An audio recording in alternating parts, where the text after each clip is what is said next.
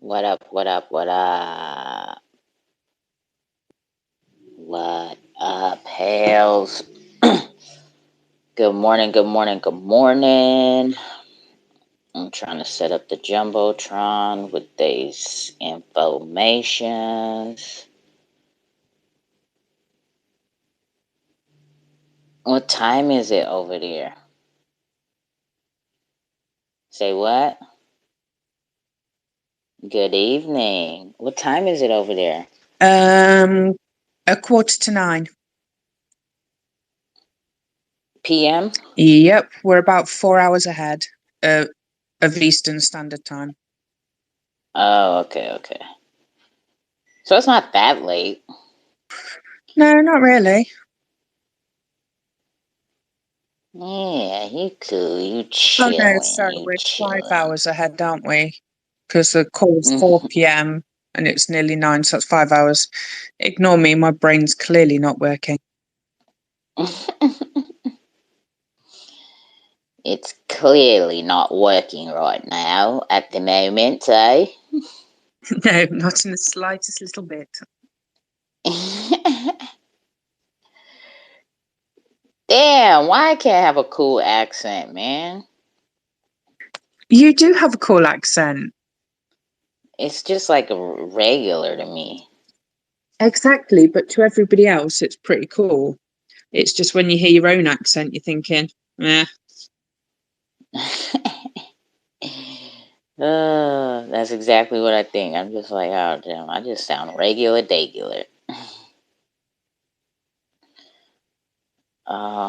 Where is this? I need something from this project. Where is it?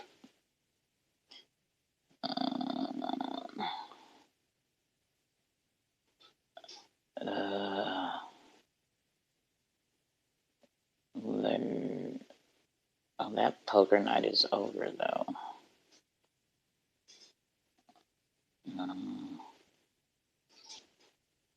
Is this the Discord? Yeah, I think this is the Discord. Yes, I have been having the most painful stomach pains all night long. After the pool party, I was laying here to try and take a nap, and oh my god, that shit woke me up out my sleep. It hurt so bad. I don't know what it is to give birth and be in labor, but that's kind of what it felt like in my stomach to me. So it was really badly cramping. Yeah, it was like painful. I don't have stomach cramps like that, so it was very uncomfortable. I'm feeling you on that. That's why I'm on the meds I'm on at the moment. Yeah, it just is not. I don't understand how y'all do it. How y'all make a human person come out of there. Hey, I was crazy enough to do it twice. Not 2 times though. 2 times. Yes. So, what am I? I'm trying to put up. I gotta put up the thingy to the thing for tomorrow. The pub crawl. Wall. Okay, so we got the pub crawl up. Now I Yes, it's going to need. be a very sober pub crawl for me, though. Very sober pub crawl, huh? Yeah, I got to work in the morning.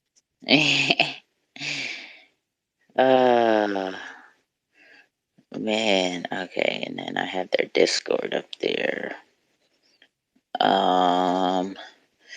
Yes. See, this is. I wanted to post the thing after the cookout, but because I don't want to confuse people, but I was just like, fuck it.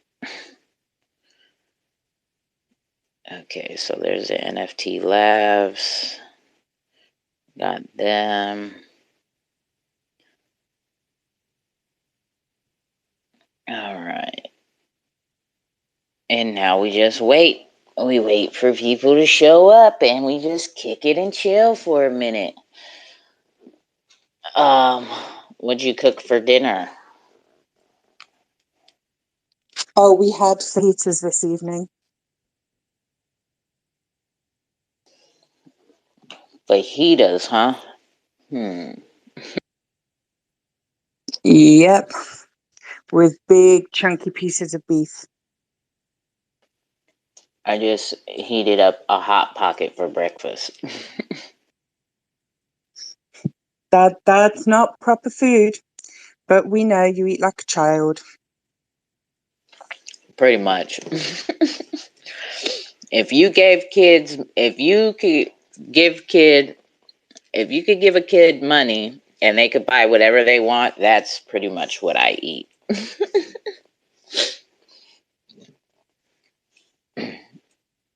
What's up, you guys? Welcome. We're just kicking it, waiting for our guests to arrive and just shooting the shit right now. But hey, I feel that eating like a child. There's some days at work where I can't be bothered to make lunch, but I have a couple of boxes of cereal at work, and that will be my lunch. Yeah, but then you have like a normal person's breakfast and dinner, right? I don't always eat breakfast. I must admit that. I had to train myself to eat breakfast.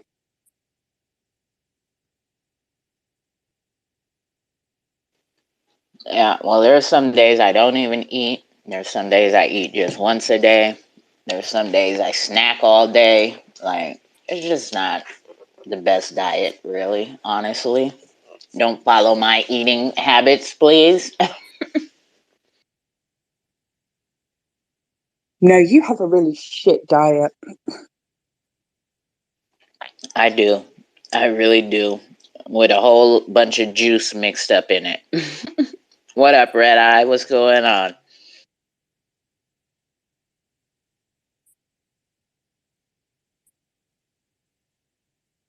But I suppose you are getting the calories from the juice you drink because that stuff's normally full of sugar.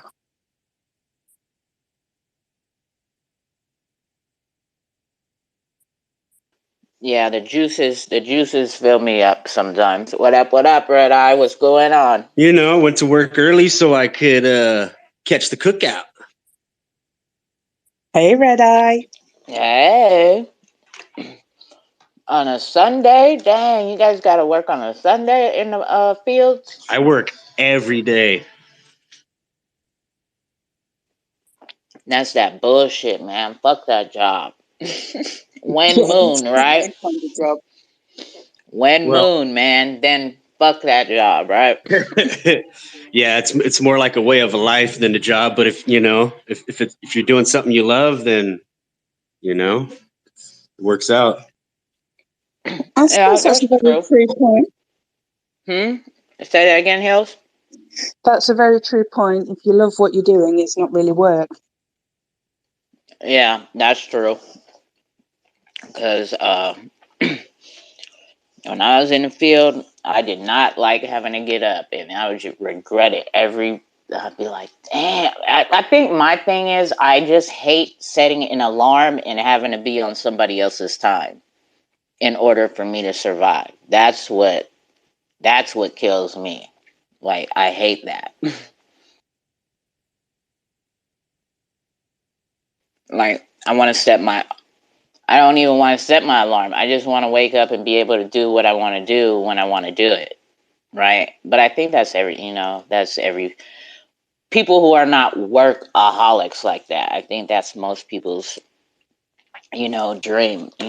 For me, it's not even about being financially rich to where it's like I could buy the world, right? It's just I would like to live comfortably and do what I want when I want, like traveling and whatever, if I wanted to buy a house or a car or whatever, and not have to worry, and then just be able to pay bills, right? Like, not live too hella extravagant, right? Like, I wouldn't go buy a $800 Gucci t-shirt, right? Like, fuck that. I would still buy a regular t-shirt, because a spaghetti stain is a spaghetti stain on any type of shirt you get, right?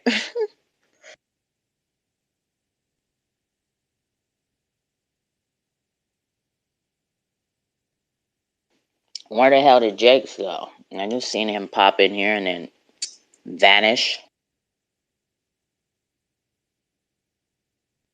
Hey, Dinosaur. Oh, yep, I see him. What up, Sino Shore? What up, Gabe? Who's Hey, this we skull like blacker? Dinosaur, like Sinosaurus. I think he should change his name. That's what Lemmy was calling him. Sinosaurus. What up, Jakes? Exactly. What up, Jakes? Oh, here's Jakey. Does that mean it's my time to go to bed? Right? That's how he did you last night.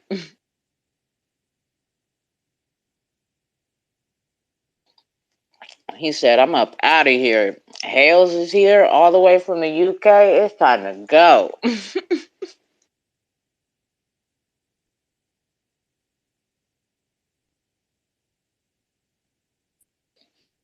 Last night's pool party was pretty cool, though. It's hella funny. X-rated is a fool. He's so funny.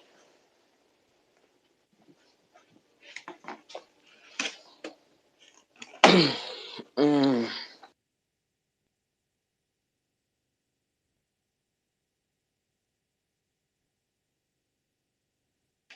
What up, Jakes? You coming up here or what, bro?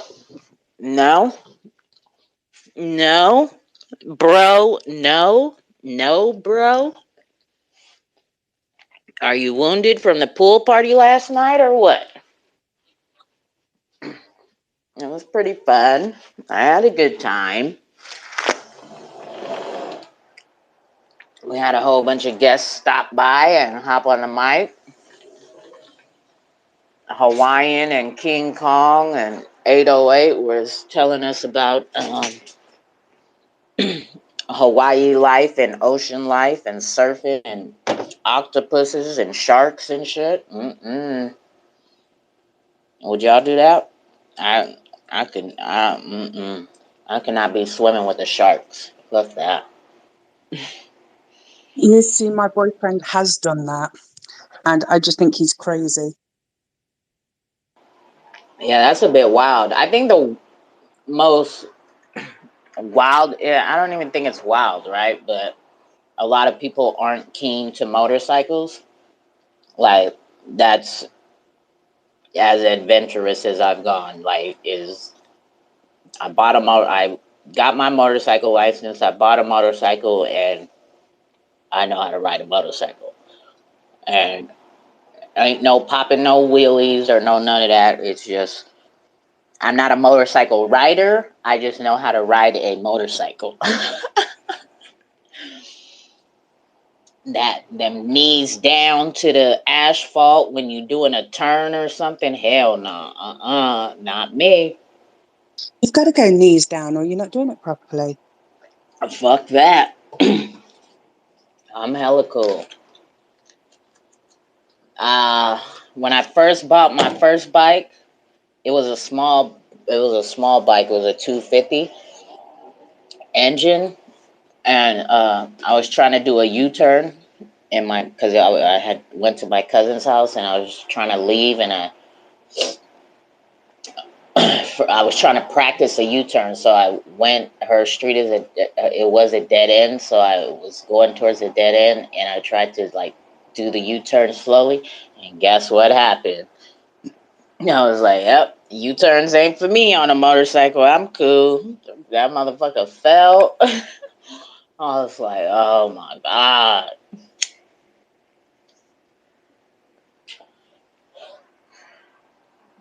But yeah, I mean, because for me, that's scary and it's like a lot because I don't even ride roller coasters. You know what I mean?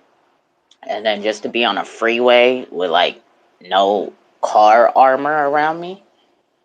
And then my crazy ass, I had, when I upgraded my bike, I got a 650, a Gixxer 650. And then I had looked down at the speedometer. I was going like 110. I was like, oh, you tripping. Like, what is you doing? Oh, my son's just come in here laughing at you saying without your car armor.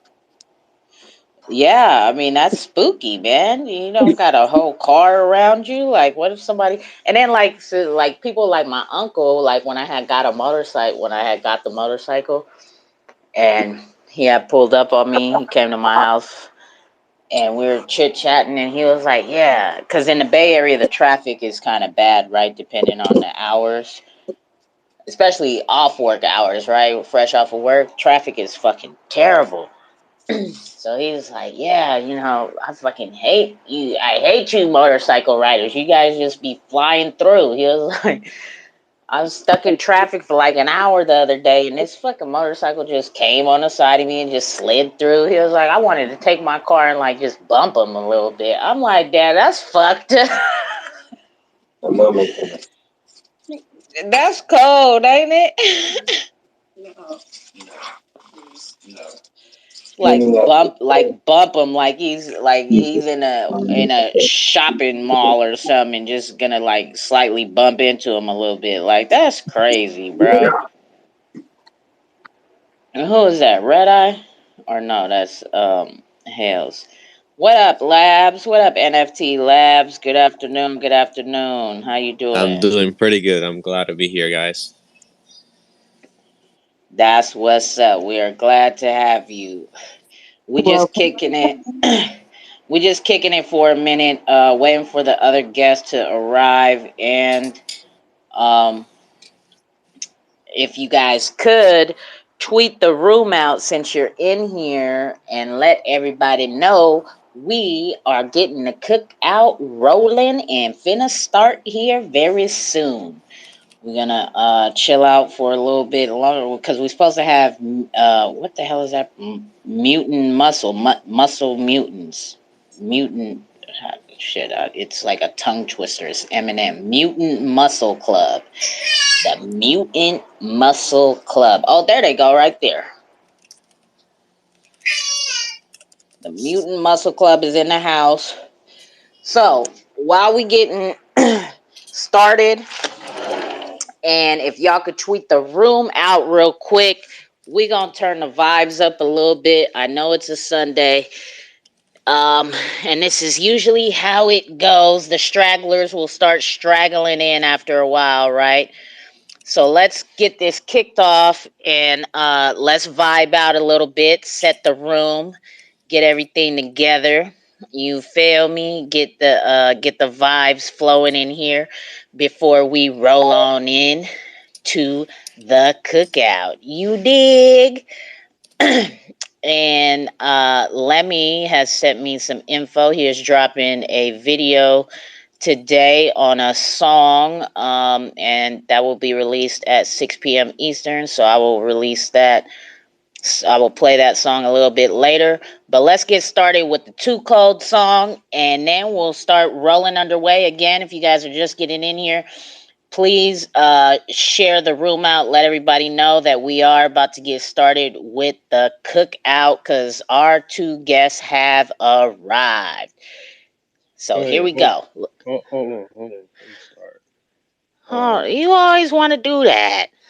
What's up? Can we start in another 10 minutes? Can what? Can we start in another 10 minutes? In another 10 minutes. Yeah, Why 10 minutes? What are you doing? I'm just trying to get my thoughts together, man. Oh, you just woke up? Hell no. You about to wake up right now, bro. Here we go. We about to to the song, and we about to chill out and vibe out. Pull up to 2Cold's Twitter Space Call, where we keep it real, raw, and uncut. You know the vibe. All while getting our learn on. We're all things XRPLs. What's up? Triangular Trap Tsunami. I'm on my lane. So many people, they flying my far. I got the power to see through it all. hurricane. Up in my chain, Baby, on point when I walk to the mall. If I'm the hero, I'll answer the call. People change, I stay the same, I got the whole team lit. Everybody asking where I'm at. Even when it rain, I stay the same, Still like the feeling when I get it fit. Ain't fuck with the bullshit, I keep it legit. It started on Twitter, my crypto vision. Saw this XR Doge, I was like, what is it? Saw 2Cold's space at the top, I was like, let's get it. And when I first heard her talk, I thought she was a nigga. She ended up being my nigga. I told her I was a musician, and I could make that XR Doge, whoa, hit. And that's just what I did. Chillin' shit was lit. And every time my songs came on, she represent. Whoever needed help with XRP, she consent. She was the XR Doge ambassador for a minute. You know that every success story comes a friend that always turn their back, bro. Hoeing, bro. Bitch, that's what they is. I'm on my lane. So many people, they flying my far. I got the power to see through it all. Hurricane. Up in my chain, Baby, on point when I walk to the mall. If I'm the hero, I'll answer the call. People change, I stay the same, I got the whole team lit. Everybody asking where I'm at. Even when it rain, I stay the same, Still like the feeling when I get it fit. Ain't fuck with the bullshit, I keep it legit. XRP a legend, Shawty is a blessing. She'll bring hell to your ass, but she really came from heaven. XRP a reppin', yeah, we up like 7. She was out for 2 weeks, came back with a few treats. One of them was FKM, so we went back in. X sticks, limb for limb, surgically dissected, wiped out the infection.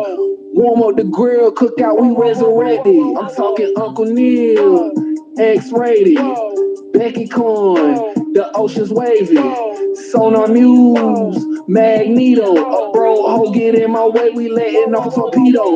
Triangular trapping so hard, I might rock a Speedo. New York ranging to the West Coast, just call me Revo. But I'm from the South Side, new version of CeeLo. This is 2Cold's song, whoa, my people. We a fan vibe on this ride, learning, laughing, and talking that shit. Not worried about no one else. I stay in my lane. I ain't worried about the numbers, the fortune, or the fame. Cause I ain't a lame.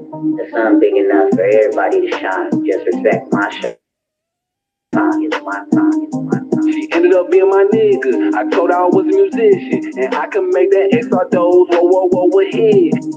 XRP a legend, Shawty is a blessing. She'll bring hell to your ass, but she really came from heaven. Every time my songs came on, she represent. Whoever needed help with XRP, she consent. She was the XR Doge ambassador for a minute. You know that every success story comes a friend that always turn their back, bro. Hoeing, bro. Bitch, that's what they is. Hey, you feel me? That's how we start the cookout off. Um, Before we get rolling, we got our guys here, NFT Labs and Mutant Muscle Club. I know Mutant Muscle Club has something they have to attend to. So you want to go on ahead and hit the request, my guy, so I can bring you on up.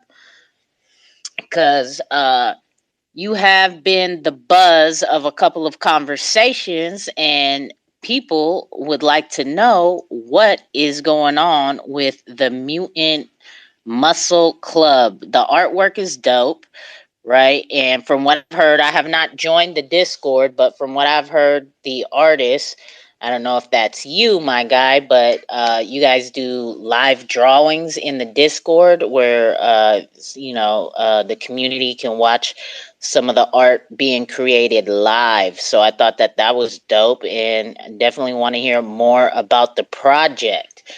So welcome, Mutant Muscle Clubs. Thanks for showing up. Thanks for being here. And how you doing today? Hey, 2Cold. What's up, my friend? Thanks very much for inviting us here. It is not Luis. No, he's a busy guy, so he can't really attend much. But my name is Philippe. I do the social part of stuff. I take care of Discord and Twitter. But I'm more than capable to discuss the project. Of course, I kind of run things while he's out. But yeah, that's pretty much it. Thanks for the introduction. We're a pretty cool project. Yeah. So Luis has been a designer. Wait. Can you say his name again? Because you're like it's kind of going too fast, and I'm not catching. Louis, is it Louise? Yeah, Louise. Yeah. Okay, Louise. So Louise is the artist and the project creator. Yeah, he's the project Okay. owner and the artist behind Mutant Muscles Club, and I just run the Discord and the Twitter page. Okay, perfect. So no more interruptions from me. Go ahead, go into your spiel and let us learn about Mutant Muscle Club. Thanks, my friend. So yeah, just a little bit of a background. So Luis has been an illustrator for quite some time already. He's actually did a lot of commissions for OpenSea projects. We had those listed on our website. But he kind of decided that he wanted to do his own thing and not just, usually what happens with him is he gets paid a commission and he delivers the design as the project owners intend to. And then, it's clean hands per se from his side. So he doesn't take part on anything else. He just does the design. So he kind of wanted to do his own thing, do like a free, have a free mind and open hands to whatever he wanted to design, and not just be strict to whatever project owners wanted him to do.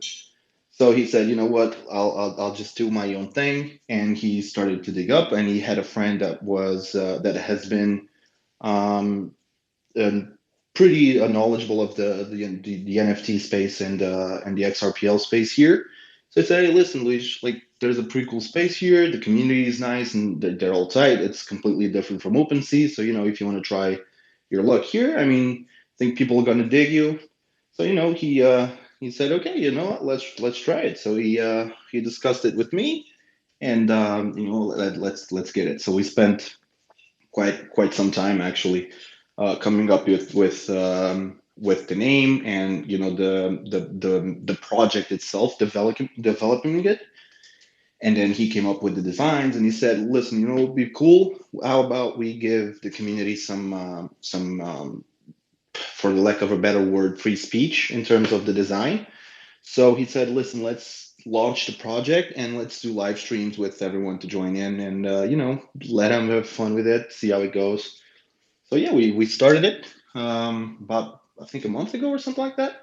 I'm not entirely sure. It's been a bit. So it's based around mutant muscles, of course. It has a lot of animals.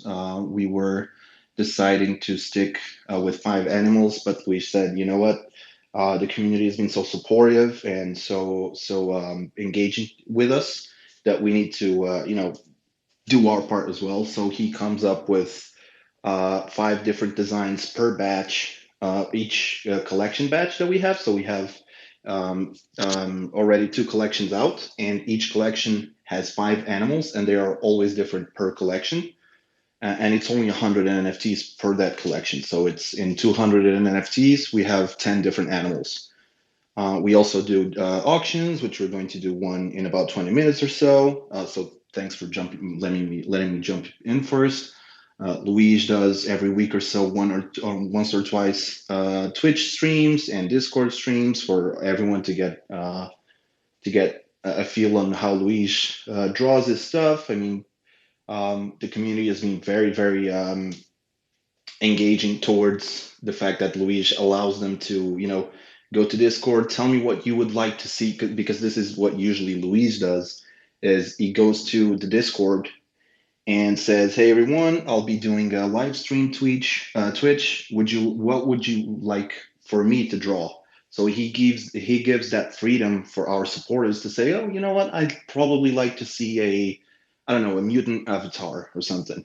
Like, okay, yeah, let's try that. And it's a very good way to engage with the community like that. And the main thing that Luis wanted was, the community makes the project, so we need to make sure that we give back as much as we can. So we have a lot of rewards towards holders and supporters. I mean, it goes from 50% of each auction that we have goes back to of the value up to 2,000 XRP goes back to the community. We did that last time, and each NFT holder got 25 XRP per NFT that they held.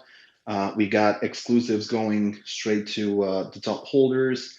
We're going to airdrop once XLS 20D comes. We're going to airdrop 1-to-1 NFT to the first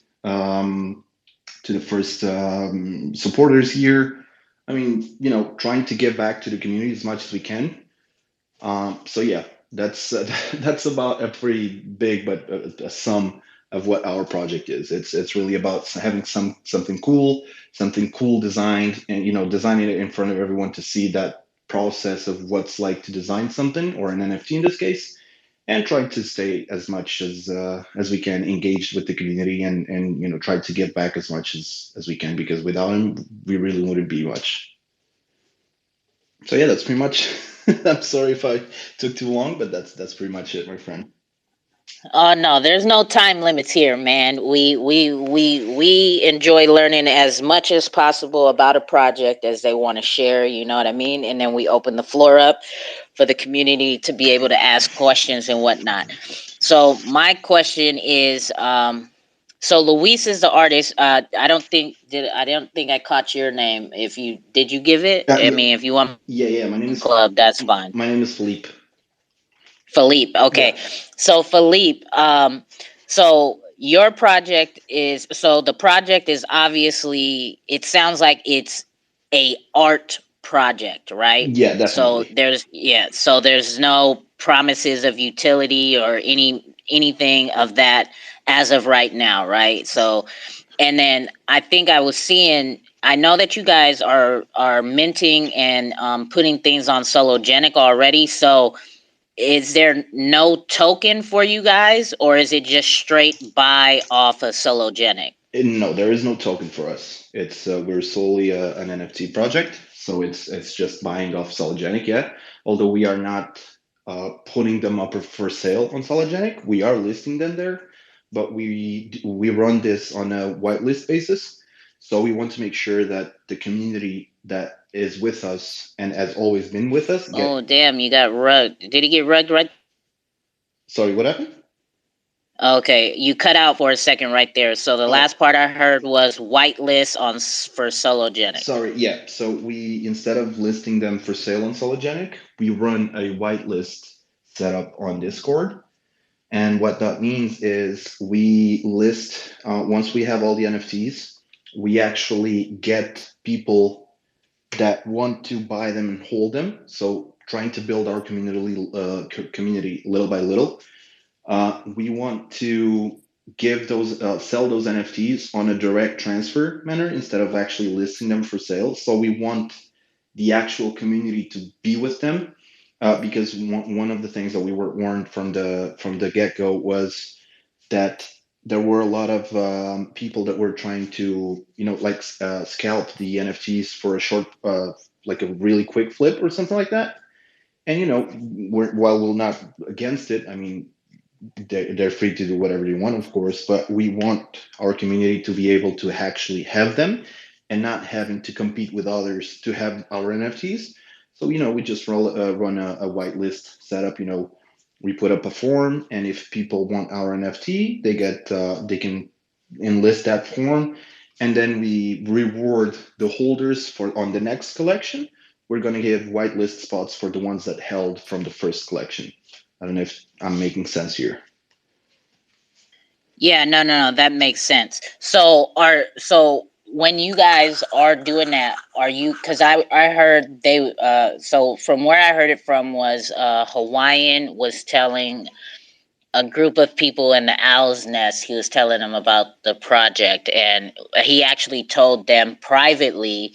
I guess he had DM'd them when your first mint happened. So when you guys are doing the whitelist, it's, you're giving the buyer the ability to mint it themselves, or are you guys minting it for them? Yeah, no, we Because take care of all that. We mint it, we list it, we do all that. It's just the opportunity we are giving them is the opportunity to have them. So if you want it, you can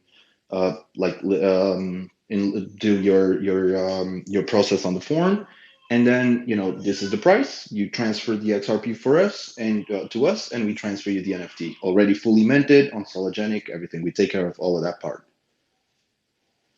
Oh, perfect. Okay. And then what is the rarity scale? And at this point, you guys, I know I'm asking a lot of questions, but you already know the vibes in here. If you guys have any questions right now for Mutant Muscle Club, go ahead, hit the request button, bring your selves on up here and ask Philippe all the questions you want to know about the project, right? Damn, I forgot what I was going to say. Oh, so with him doing this project, is he still doing like commissioned work as well, or is he solely focused on his project right now? So he's not doing commissions for other projects, but he is doing work from the outside. Yeah. So besides doing NFTs, Luis has got pretty known name in the industry of NFTs. So he gets a lot of invites from brands. From for example, last week he had an invite from Marvel themselves. He gets invites to like Comic Cons, stands, something like stuff like that. So he doesn't have his full time like 100% full attention just on Mutant Muscles because he's still doing other things. Yeah, he was a pretty busy dude before starting his own project, so he can't just really leave his old stuff per se behind. But it will get to a point where this is going to be his entire full attention. Yeah. But as of right now, as it stands, it is not yet. No, he has a lot more stuff involved than just Mutant Muscles. Okay, perfect. Yeah, because I just was curious if he was still doing commissioned work for other NFT projects still. So, no, I mean, that's understandable if his talents are that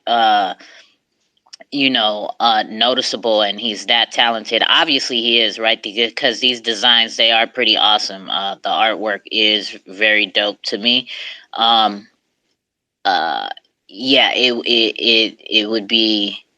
would only be right. And I mean, shit, you just blew my mind back. You said he's got an invite from Marvel, right? That's huge, right, for an artist to be contacted by Marvel.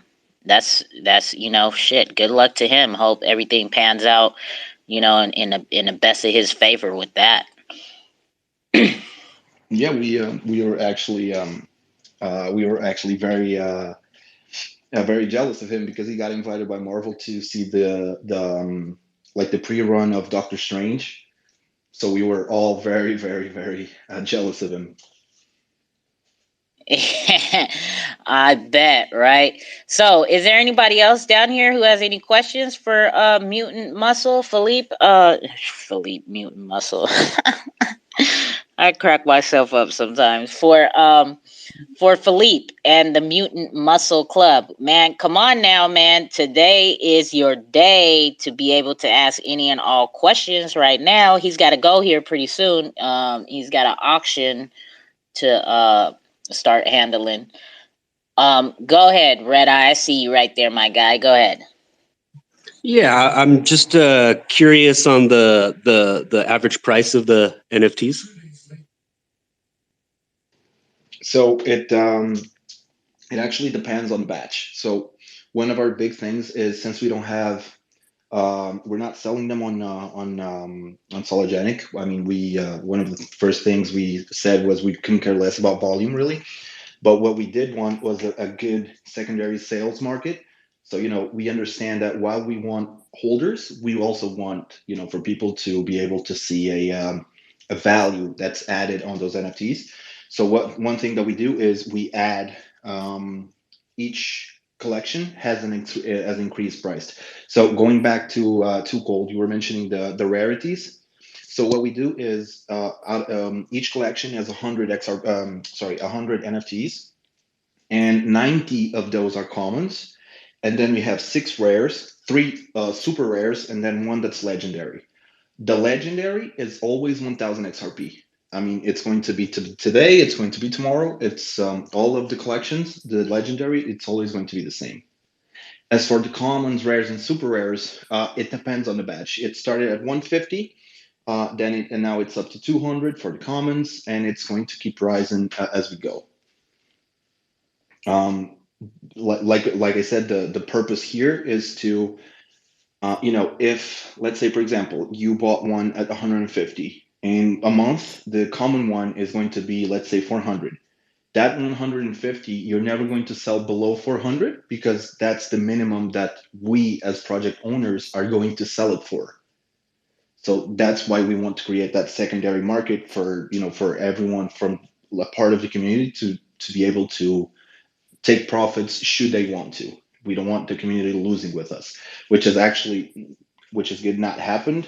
We released the second collection about a week ago, and the secondary market has been crazy good. So we're very happy for that.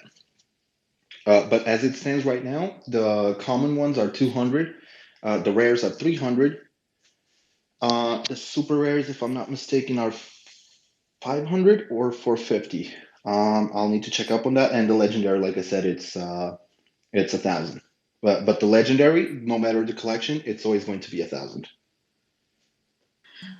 Awesome. Yeah, I like the artwork. I was just looking at the website, and yeah, it sounds pretty cool. Now, you said you're not on Nah, Sologenic? man, nah, Red Eye. That's you said one fucking question, bro. What the hell are you doing? No, I was playing. Go ahead, Red Eye. Go ahead. I love it. I love it. Question. So what was the question? You were saying something about is it not on Sologenic right now, or is it?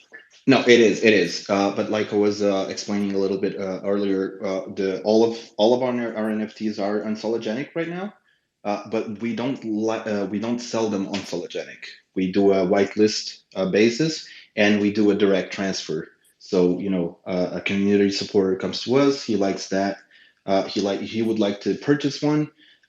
We put all of the names on a spinning wheel, actually.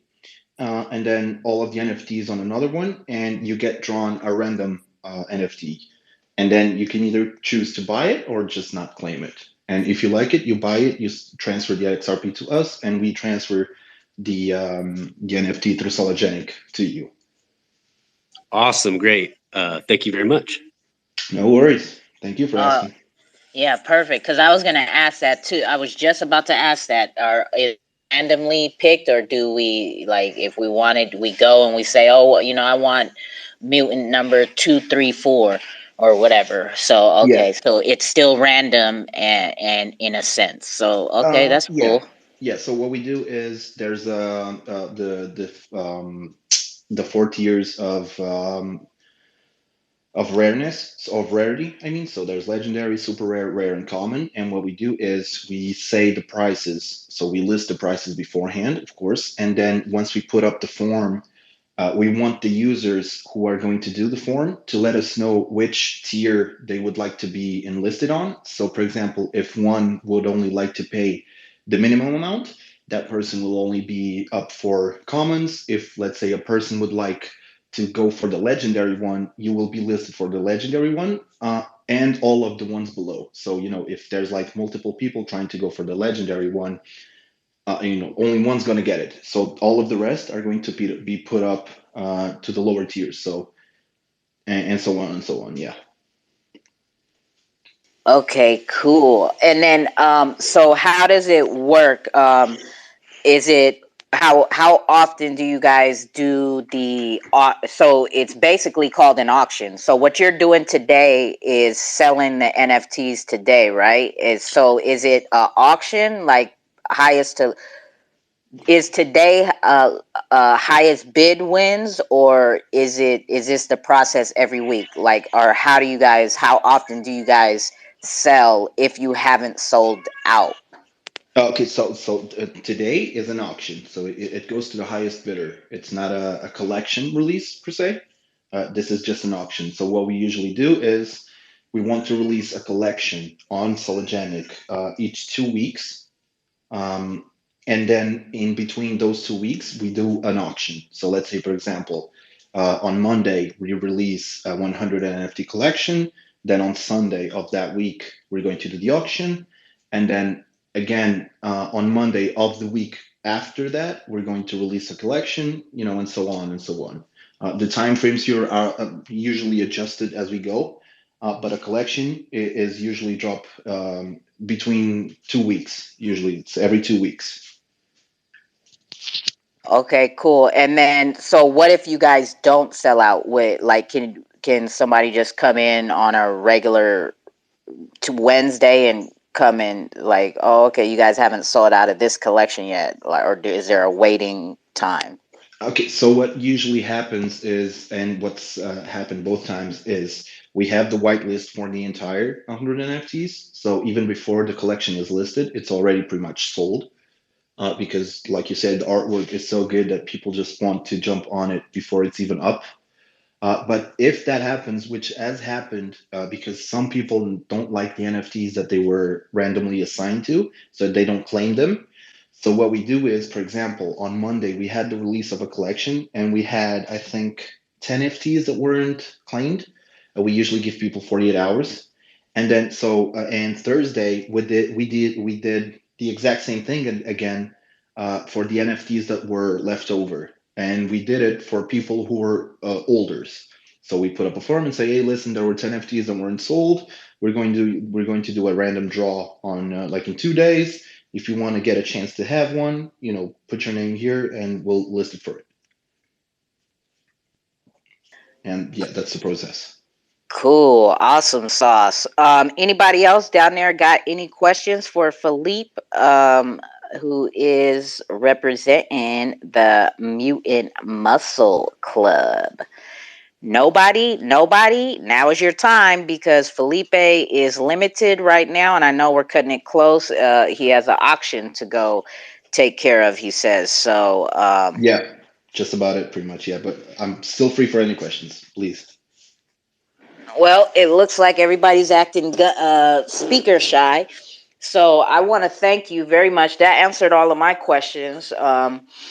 And that was, some very knowledgeable information. And again, if you guys are just now tapping in, Mutant Muscle Club is a NFT project, right? But it does not have a token, okay? There's no token attached to it. It is specifically a art project. And they go by selling theirs through their whitelist form. They list it on Sologenic and they mint them themselves. And it is a direct buy and transfer from the project themselves and the buyer. So you don't go on Sologenic to purchase it. You go on Sologenic to see what it is there, and then your name is put on a wheel, and the NFTs are put on a wheel, and you'll be randomly selected for whatever NFT tier you want to buy between the 4 tiers, right? Legendary, super rare, and common. So thank you for that, Felipe, because No worries. I was wondering about the token and stuff. So that cleared up a lot of things for me personally. And like I said, the artwork is dope. It is like amazing.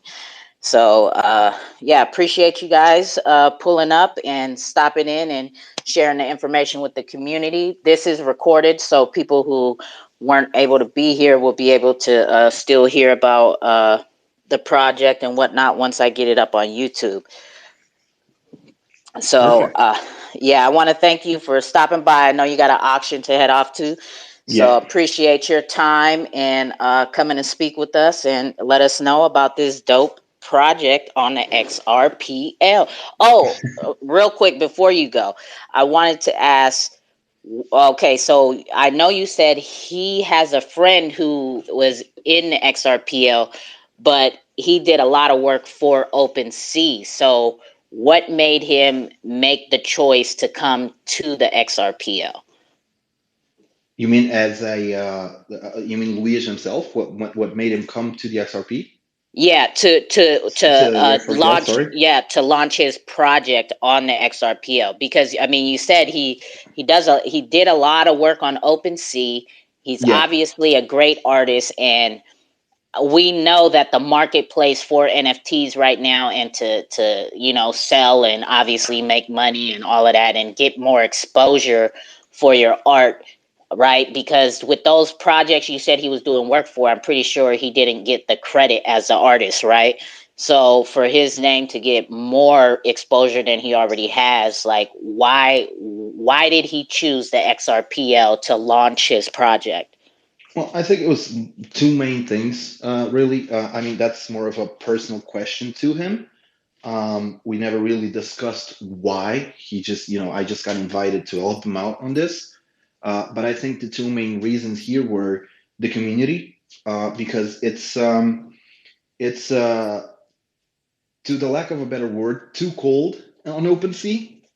It's I think the XRPL community here, it's for me, it's unheard of people going into discords one after another and go like, hey, I saw you on this project, hey, what's up, man, I met you on that project. So there's like multiple people that are talking in multiple discord projects, and I think that's pretty cool. It looks fun to have people that enjoy the same type of things meet up in different types of places, and the fact that he's been on OpenSea and especially ETH for some time now. So I think he just wanted to, let's try something else. Let's improve ourselves on that. Let's see like what this is about.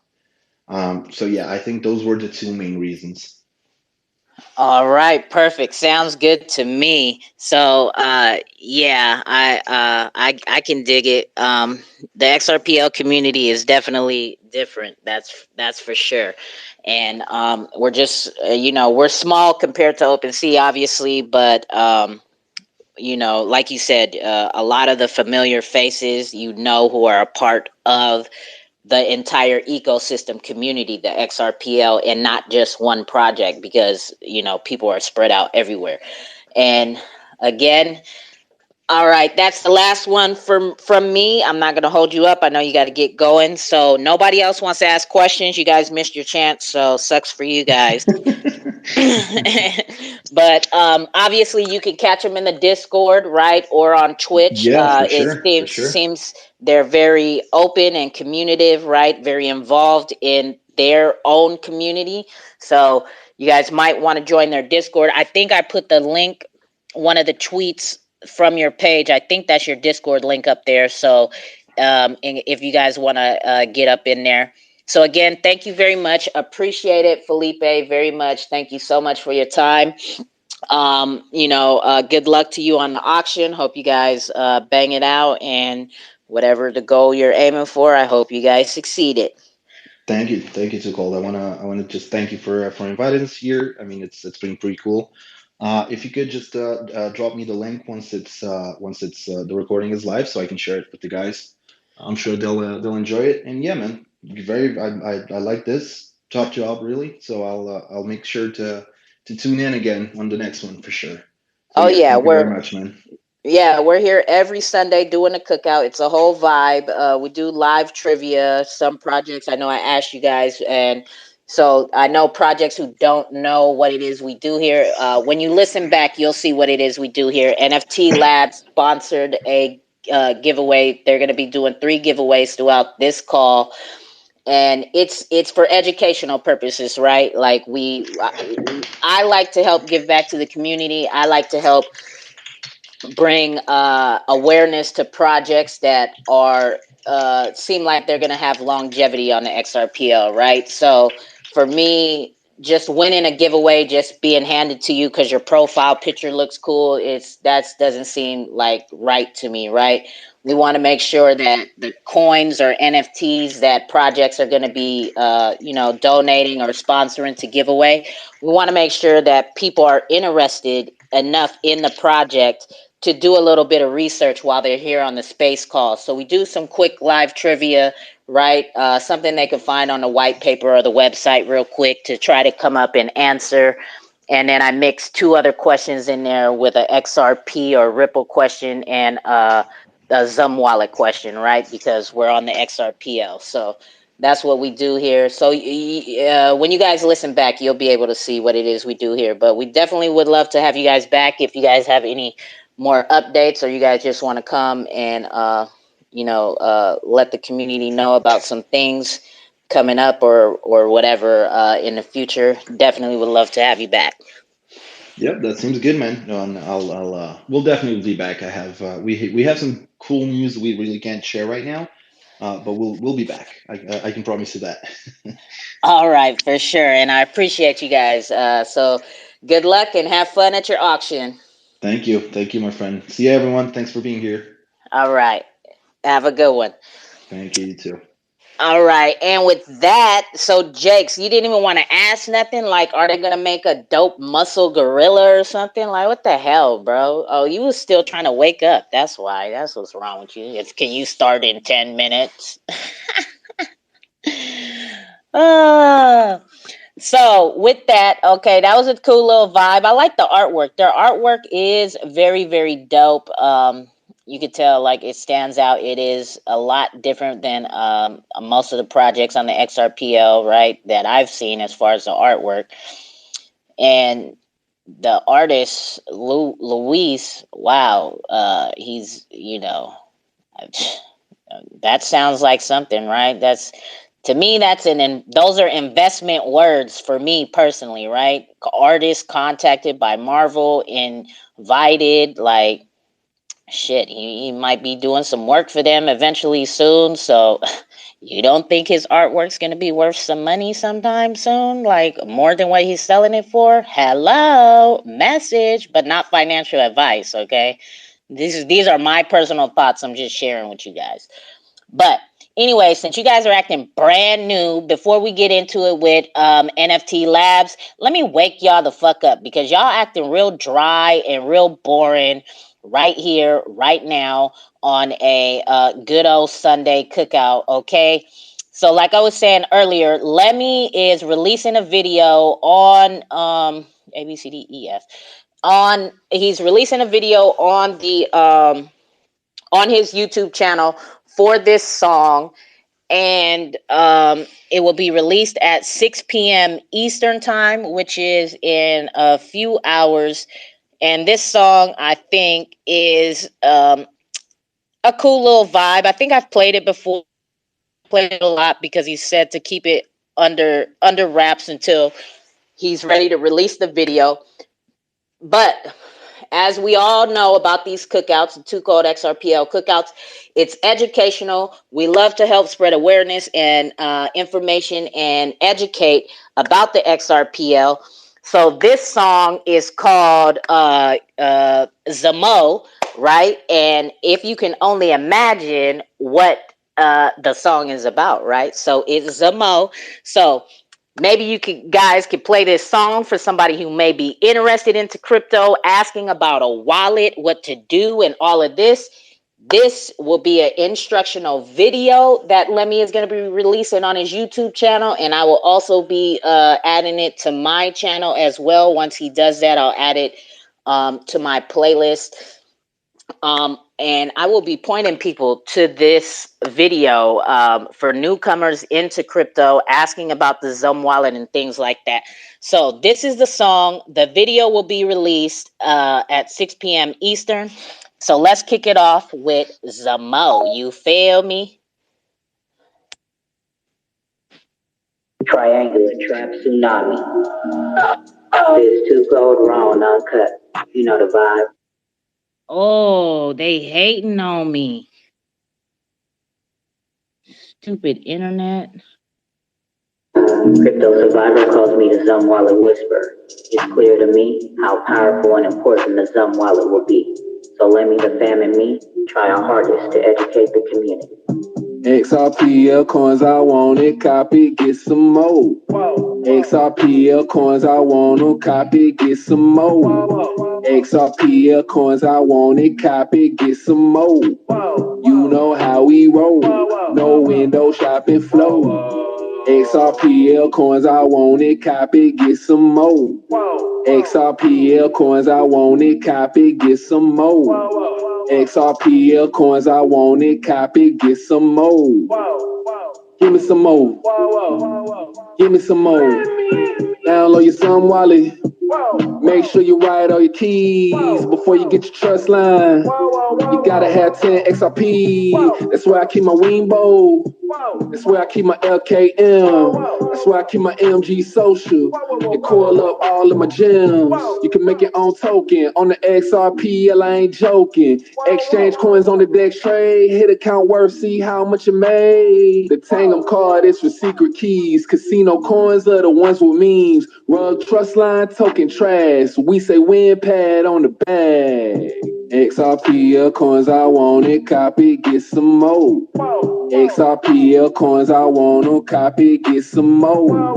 XRPL coins, I want it, copy, get some more. You know how we roll, no window shopping flow. XRPL coins, I want it, copy, get some more. XRPL coins, I want it, copy, get some more. XRPL coins, I want it, copy, get some more. Give me some more. Give me some more. Hold your breath, they coming in from right to left. XRPZ, zoom while they hide the death. Staying alive, you know only the strongest survive. XRPZ, affordable, go check the price. Hold your breath, they coming in from right to left. XRPZ, zoom while they hide the death. Staying alive, you know only the strongest survive. XRPZ, affordable, go check the price. XRP for the cell 5. Solo Jenny for the 30. ISO, how I live my life. 222, if you heard me. Kudos for the cell 5. ELS for the 30. ISO, how I live my life. 222, if you heard me. We know what XRPZ will be. Once the masses come, we know they're going to need that crypto education. From explaining what XRPZ is, to schooling them about the zone. Sending tips without an addy, by just using your Twitter social status. We pioneers on this blockchain, so educating is our obligation. Hey, you feel me? Gotta know how to work that Zum wallet though. You feel me? Y'all don't know how powerful that thing is. A lot of times I get told, after the cookouts, like, dang, 2Cold, I didn't know you could do that with the Zum wallet, right? Because y'all just, get the Zum wallet, throw your coins in there, and then call it a freaking day, right? But there's a lot of powerful things in that Zum wallet if you have not explored it yet. But it's a good thing you're here at the cookout. And Nft Labs is sponsoring 3 giveaways, right? Because we will be getting into an NFT. We will be getting into an educational segment here in a little while after they do their spiel. Because, like I said, they're sponsoring 3 giveaways. And y'all know the name of the game. 3 giveaways equals 9 questions, right?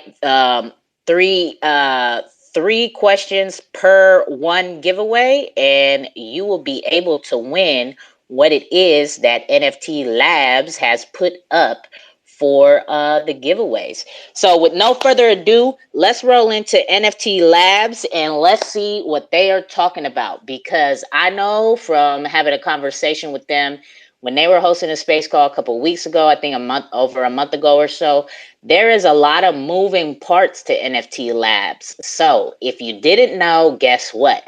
You gonna learn today. Let's go, my guy. Hey guys, I am glad to be here. I am the founder of Nft Labs, and we started our project basically in the first week that this whole NFT movement started on the Xrpl. When Xpunk started up, I was one of the first investors that bought their token, I guess. Bought some Bay too. Currently hold a decent percentage of basically all the blue chips on the Xrpl. So I basically started as an investor. And then I basically was having a little bit too much fun in some of these Discords, right? Like everybody does sometimes. Like green candles go up, you start spamming memes and start getting a little crazy, right? And basically, I figured that how cool would it be to start my own community and basically do what these guys are doing, just kind of have your own community and kind of moderate it to the way that you like and create something unique, right? And that's how basically Nft Labs was conceived in a way. I used to basically do regenerative art using Python, mostly like around like the Mandelbrot set and stuff like that. So I really had some work already done that I kind of use that as a base for my Genesis collection, which is called Fractal. Currently, the supply of Fractal is about 5,000. When the project started, most of the NFT projects, what they were doing is they were airdropping about 40% of the supply. So that's pretty much what we did. Also, we dropped 40% of the supply to every trust lines for free. Initially, at first, our project was kind of small, really, which has been kind of getting carried away. Basically, the community just keeps suggesting stuff, and it doesn't take much for me, like, to listen to people, basically. So yeah, we started out with the Fractal collection, and then from there on, we figured out how cool would it be to kind of start making some derivatives from ETH, right? Because I'm personally very bullish on the Xrpl, and I personally believe that eventually we'll be the dominant blockchain in a way, if we do get bank adoption and all that good stuff. So yeah, we made our trippy apes, and then from there on, we made a collection called Fat Cats, and Llamas, and Ledger Punks. So far, we have revealed about 6 different collections, but in total, we have about 11. We're kind of done with doing like 2-dimensional collections, like what you would see normally. What we're kind of exploring more of is like 3-dimensional stuff. And that's kind of it. Currently, like we have an art studio, and they have different artists that specialize in different types of areas, like 2D pixel art, 3D art, and stuff like that. And that's how pretty much make our stuff, like as far as NFTs goes and art goes. We also have a group of basically people that have been in the community from the beginning, and that's kind of our curator group, right? Every time we have an update or something on one of the NFT collections, it gets posted on there, and people basically give their suggestion and kind of put their own unique spin to it, and kind of make like suggestions on what other stuff we can make to make the collection more unique. Most of our collections have well over 300 attributes, so we don't really want somebody to be receiving like the same NFT that somebody else has, basically. So that's kind of why we have many attributes, and they're all differently color coded and all that good stuff. But yeah, that's basically the idea. The idea of our project essentially in the beginning was basically there was a lot of rugs and a lot of projects that were launching with very low quality NFTs. So I definitely saw that there was a need on the market for such project, and that's basically how NFT Labs came to be.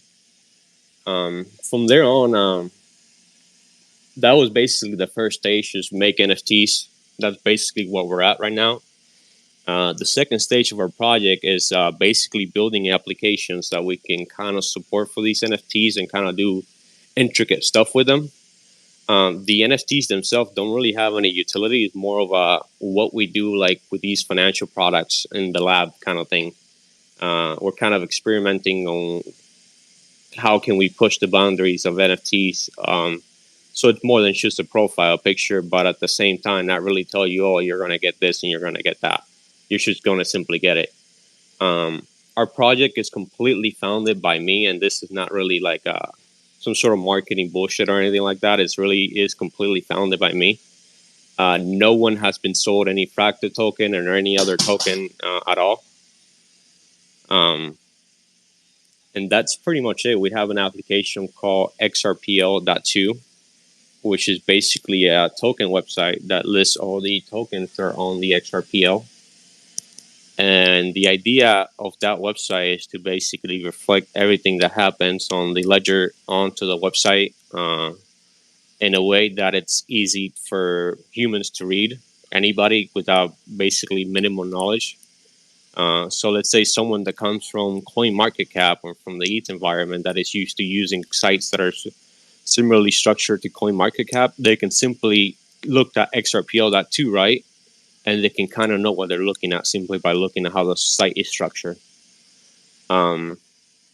Every token that is listed on that website, we really make sure that every metric that is on that website is accurate.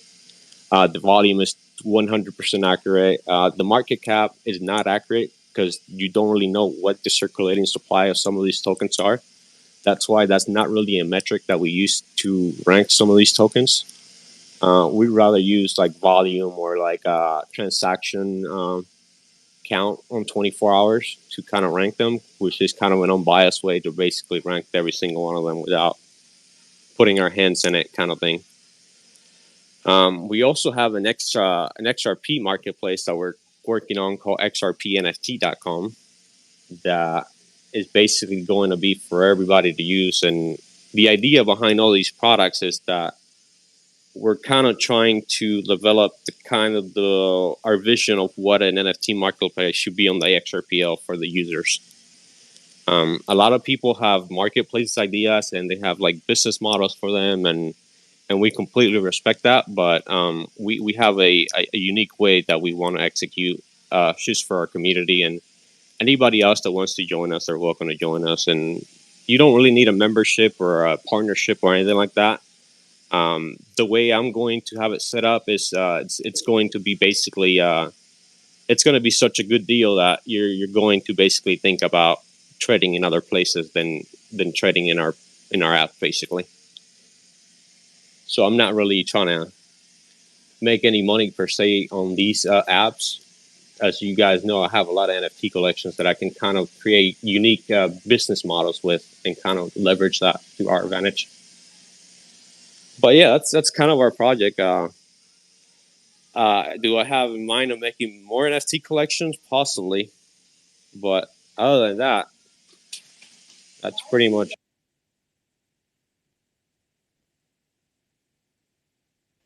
Okay. So wait, did he cut out?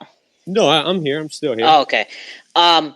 So so you said you have 11 collections in the under NFT Labs right now. Is that right? Yeah, we have 11 of them. So 6 of them have been publicly released. Some of them have been seen here and there, but not really publicly released.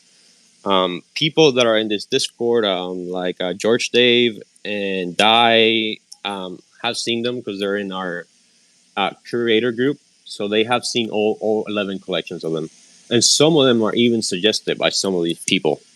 One of the areas that we're moving into right now is basically I want to provide or I want to facilitate basically people that have ideas to make NFTs into basically artists that are talented, right? And they have an idea to make an NFT, but they don't know how to make it. So I want to partner with those artists and kind of help them and boost them and kind of bring them into our ecosystem. That's basically the next stage of our project right now that we're working on. And help can be anywhere from like generating the collection for them or putting it together, like different attribute pieces or stuff like that. Okay, and then so you can help put Yeah, we have an art studio. Basically, right now the person that we're working with, we're basically partnered with, so we haven't announced it yet, but we will eventually. She's making like art mock-ups, right, of what her vision is for this NFT. But since she's never made an NFT before, she doesn't know how to generate it or like set it up into different attribute ledgers or stuff like that. She is down to partner with us, right?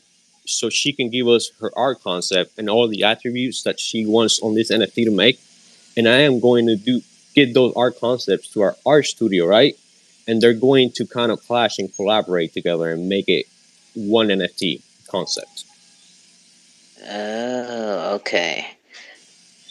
And then out of the 5 or 6 that are released to the public, because they might not know that it's under NFT Labs, right? Because I think I've seen a couple of your projects, but I don't know that it's under the Labs umbrella. Like, could you tell us which other projects they are?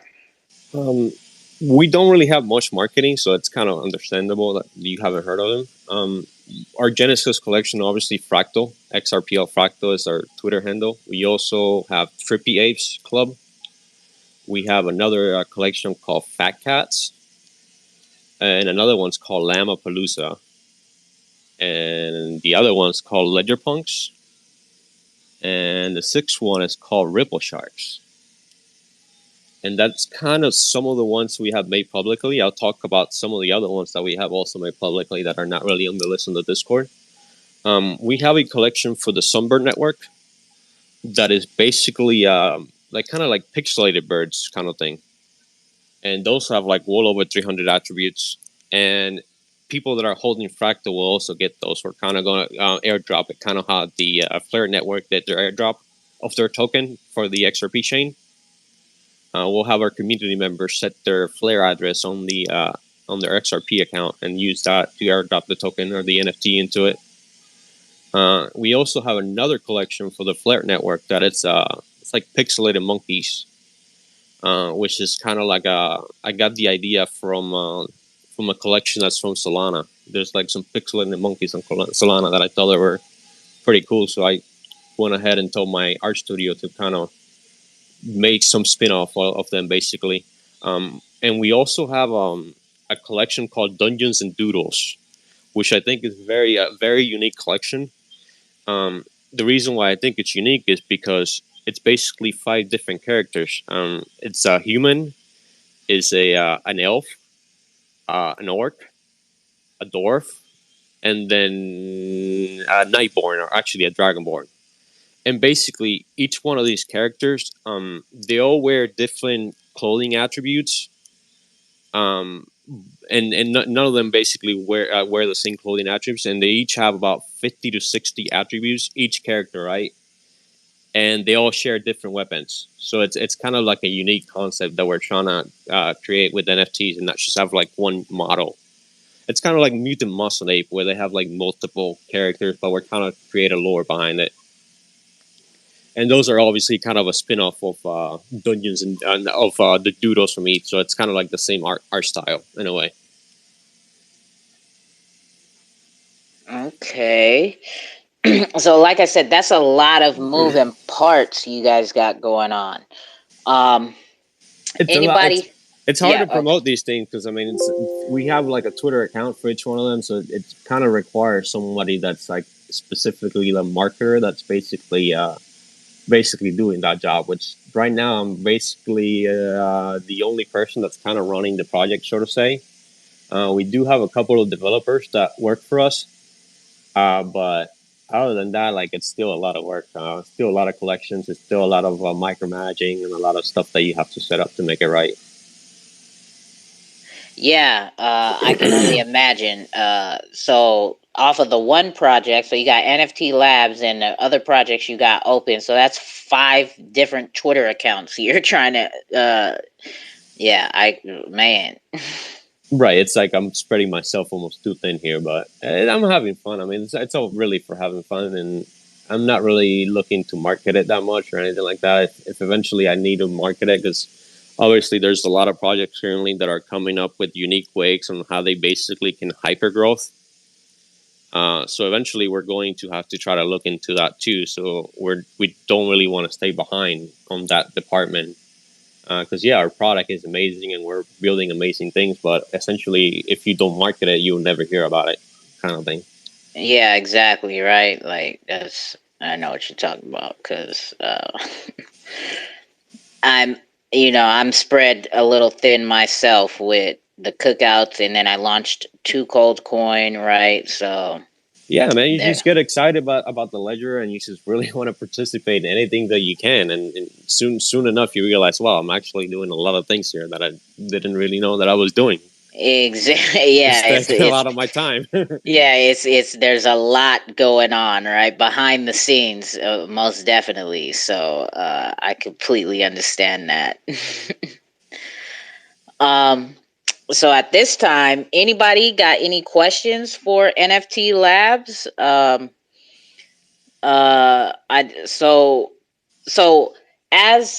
you started out as an investor. Now, are you creating the decks or the marketplace? Like, are you doing it, or are you hiring devs? Like, do you have the dev skills behind you, or like you're hiring all the right people? In the beginning, I was the person doing all the development work. I was building all the websites for all the projects that we're launching and all that good stuff. But like I said, like if I'm the only person running such a big project, right, then there's no way that I can provide like a good enough service for my community and be there at all times and kind of basically talk to them and kind of be also a community manager at the same time. So basically what I have done is I kind of have stepped back a little and have become kind of like a project manager right now. And we hired a chief technology officer, and he's basically my right-hand man and basically handles that whole department at this point. And he's basically the developer that's currently building Xrpl.2, and we kind of work together and we're all in the same group kind of thing and putting suggestions and whatnot. But no, I'm not that person developing the actual app. Okay, but you do have the knowledge and know-how. You do have the dev skills to contribute at some point if you needed to. Yeah, if needed, yeah. If certain features are needed to be implemented and my brain power is needed to be put into the pile also, then yeah, I'm also always there every morning. Every morning they submit their comments right into the GitHub, and I get to get through them and kind of check them out and see what they did and what the progress is. Like right now, for the past week or two, we've been working on implementing the Xrpl DEX into our website, the Xrpl.2 website. So if you click on a token on that website right now, there's a tab called Trade, and you can actually currently even trade tokens at the moment. We're just basically working at the moment on basically fixing the user interface and kind of making it look pretty and kind of having it set up and having like certain features like the trade history and open trades on there. But currently the trading is enabled on there. But yeah, if needed, yeah, I can always work on things on the site and stuff like that. Essentially, all of these apps are basically kind of my idea, and they should basically get to implement it. Same with the NFT collections. They're all basically my idea, and my art studio basically gets to listen to me and my community on what we want to do. Most of these guys that are in my Discord are NFT fanatics just like me, and they would love to have their hands in making an NFT collection and put it out there. That's dope. So I see we got James, Xnunks, our friendly neighbor, James right here. What's going on, my guy? How you doing today, James? Hey, happy cookout. Just waiting to get a hot plate of ribs and a cool beverage if possible. Yeah, Jakes, What's going on? You got the brewskis ready, Jakes? Get your ass behind the bar, bro. Hey, where's Uncle at? He's not cooking today? Nah, he's been busy. He's like working on some art himself or something. Right on. Hey, just shout out to the room. Anybody that was involved in the event yesterday, thank you so much. That halftime Nunk It Out song was so much fun. I appreciate getting potioned to death, literally, but had a blast. So 2Cold when you get a chance. I sent shout outs yesterday to Lemmy and Kamikaze and to yourself. And damn, man, talk about a day. I could, like, looking at it with my wife, we're like, man, hours later, couldn't believe how long that was, right? So, but awesome. I got a lot to learn. But a couple of questions, if possible, I can ask Nft Labs. Is that cool? Yes, sir. Yeah, man, yes, sir. That's what we're here for.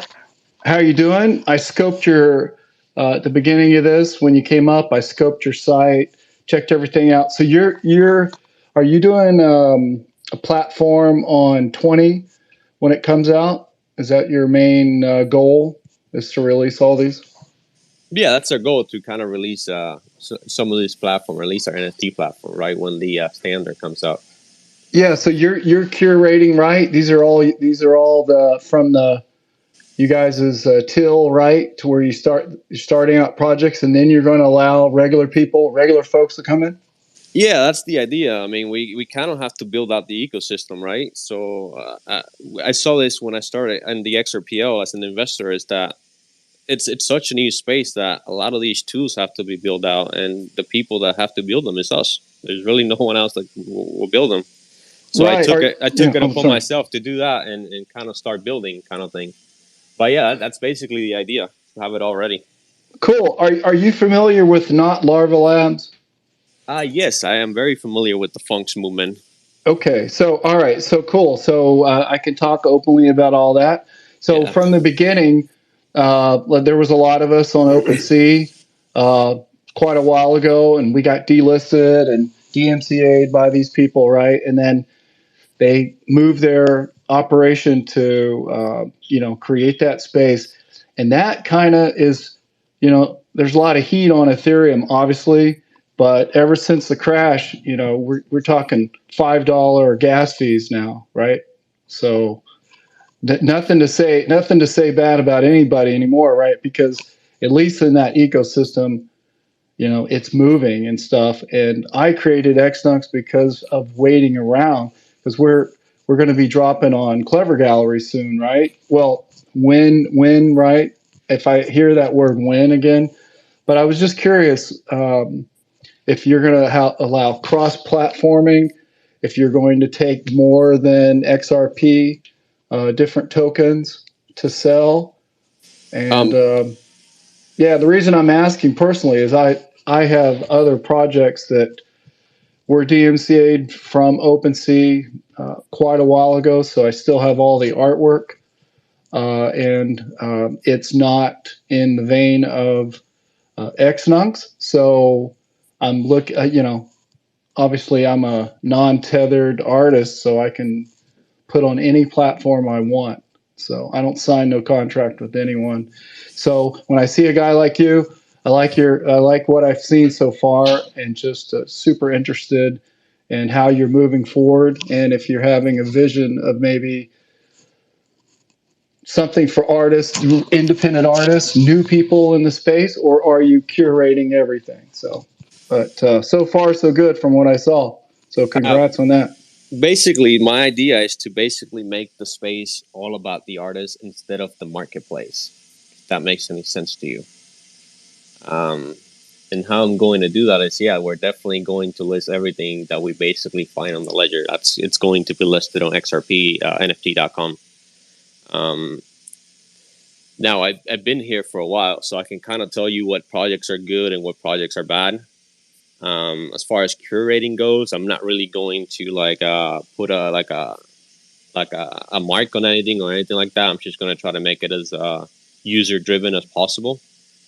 I have a couple of ideas on how I can do that, and just basically have the users kind of drive what is popular instead of me deciding what's popular and what's not. I think that's a better way of doing it. But yeah, xrpnfts.com will pretty much list every NFT that's on the ledger. We're not really going to hold back and just basically list certain ones and certain ones that we're not going to list. And then the other website, xrpl.2, eventually that there's going to be an NFT section on there too. And the NFTs that are going to be listed on there are basically the ones that I basically like. Basically all the blue chips that I think that are blue chips. Everyone that's got unique art is pretty much going to go in there, in my opinion. And but yeah, that's basically the idea, to make it all about the artist and about the creator instead of just about people that are running marketplaces. So cool. So you're going to have like your curated section, and then you'll allow just a no-name artist to mint their stuff and have it available to sell, correct? And then you'll have your curated section where when someone logs on to your .com or .io, you'll direct them to the stuff you like. Yeah, cool. For sure. Yeah, that's basically the idea. Right on. The Xrpl.2 website. Yeah, there's going to be a curated section on there. And I'm still kind of thinking on what the mechanics of that's going to be. But right now, at this moment, it's just basically going to be which NFTs I think are unique, which ones are not really using attributes from other collections and stuff like that kind of thing. Which I kind of know. I mean, I own big portions of most of these projects. And when I look at them, I can kind of tell you what kind of project it is and who made it and where it's from and whatnot. So I feel like that's something that I can literally easily judge. It's not really something that's insanely hard for me. Yeah, well, cool. Yeah, I'm always curious. This last 6 months on people's vision, right? So because when the spaces are early, and we've talked about this in many spaces, anytime you're early on platforms, I don't know if you remember the different DVDs, and one was like Blu-ray and the other one was HD, and then if you pick the wrong one, you'd have to have a different player, right? Well, And the same, yeah. The Xrpl is going to be a little bit different than your traditional marketplace on ETH, in my opinion, because we have an open ledger, right? We're all essentially using the same database, pulling the same NFTs from the same database. So with that being said, I think there's going to be maybe more competition, basically, because we don't really... You post your NFTs on the XRP ledgers, anybody can pull them, make their own business model, and basically compete against you. You also have to look at there's barely any transaction fees on the ledger, so people can definitely do some pretty intricate stuff with their marketplaces, in my opinion. Right now, the big player seems to be implementing like tokens and stuff that you have to use to use the marketplace, or functions and stuff like that. That's not really going to be our approach. We're kind of trying to, like I said, we're trying to make these as easy as possible for the user, because after all, I'm an investor in the Xrpl, and I want the users to basically have a good experience and not really have this be basically all about marketplaces and people basically monopolizing the space. Got it. Well, I really appreciate answering the questions and stuff, and being here today. So thanks, 2Cold. Two thank yous. So thanks, NFT Lab, and thanks, Miss 2Cold, for all that. So rocking, man. I wish you the best with it all, and looking forward to seeing what you're going to come up with. Yeah, it should be interesting. Honestly, it's been a journey so far. We'll see what we do. Cool deal, man. Awesome. Thanks so much for answering. Thanks, brother. Yeah, no problem, James. Now, I don't know if I heard correct. I think I heard James say, because I know he's cross-chain. So I think he was asking at one point, would like the NFTs he had on OpenSea, would he be able to bring over to your marketplace at some point? Is that what you were asking, James? He should be able to, as long as the person that DMCA them doesn't DMCA them on our platform again, and he should have no problem. No, well, the stuff that I did with Yuga and Larva was literally a year ago, right? So the stuff that I was minting, punks back over a year ago on OpenSea, and that stuff, those early things all got taken down as soon as they got shown to the public. So in other words, back then you could mint 100 NFTs, and as long as you didn't drop them on Twitter with the right hashtag, I never put CryptoPunks as the hashtag, right? So I would just post them, then Paulie and we would like put them out, and then people would see them that way, right? But as soon as you put CryptoPunks as a hashtag, they'd had a guy like working at their office or whatever, and stuff would be down like, an hour after somebody saw that hashtag. So we learned real quickly what to put up, what not to. But no, I'm talking about stuff that like literally got erased, basically. I mean, it's on the chain, right? But if you can't move it around and people can't find it in their wallets, so I'm going to use some of those old. I got years worth of art, from 2019 when we first started minting. That's just literally sitting in Dropbox, right? So I'm just curious. That's why I asked about the gatekeeping, and if you were going to allow open, free minting and easily. Are you taking a percentage on your stuff? Right now, we kind of have a unique model. We don't really want to disclose too much, but more than likely, no. But it's just us. It's just me and you. Just right. You can talk. Right on, man. I hear you, brother. I hear you. All good. It's gonna get interesting. Let's just say that. All good, bro. I'll make it interesting for you guys. All right, you bet, man. I appreciate the candor, And yeah, definitely. And thanks for the laugh today. That was good. Let's just say if you wanna partner with us, you don't really have to talk to us. You'll just use it at your own convenience. Awesome. Well, everything I do in this space, I openly, if I say it in 2Cold's, I'll say it in a DM. I'll say it on the telephone. I try to never have to worry about not telling the truth, because then I don't have to think about anything. You never have to think about anything. You just wake up and go, "Oh, okay. How's it going, bro?" Our approach is to kind of deploy the best business model out there, and kind of do it in a decentralized manner where you can kind of see your options. You'll be like, okay, this is kind of nice. I'm gonna go over there because XYZ, and I save X amount of money, kind of thing. And we're all essentially, like I said, the beautiful thing about the Xrpl is that we're all using the same database. Doesn't really matter where you mint. Everybody has access to the same information. You just need a gateway. You find a gateway, right? And then you can buy NFTs. You can do whatever you want. And then that gateway, it basically sets the rules of the terms. Yeah, I think any chance you ever get around people doing the wallets, because as you know, like with Bitfrost, because since I'm multi-chain, right, I deal with people that purchase Ethereum and XRP, and this illusion that Bitfrost is ready to rock and roll. So a lot of people that purchased, and I transferred over to that. I mean, they're just sitting in outer space, and not a good place, more close to a black hole than. That's me. Well, my nunk is it's stuck in the matrix. Yeah, there's quite a few people, 2Cold, that's sitting in that black hole of Bitfrost. So hopefully they'll get it together. That's kind of how I felt using MetaMask in Sunbird. And speaking of that, actually, I'm glad that I backed up my wallet, because my MetaMask actually crashed on my browser. So I would have probably lost all my NFTs there. Well, wouldn't they still be on chain though? Like even everything DMCA'd from me is still, if you use Showtime, right? You can pull those suckers up, right?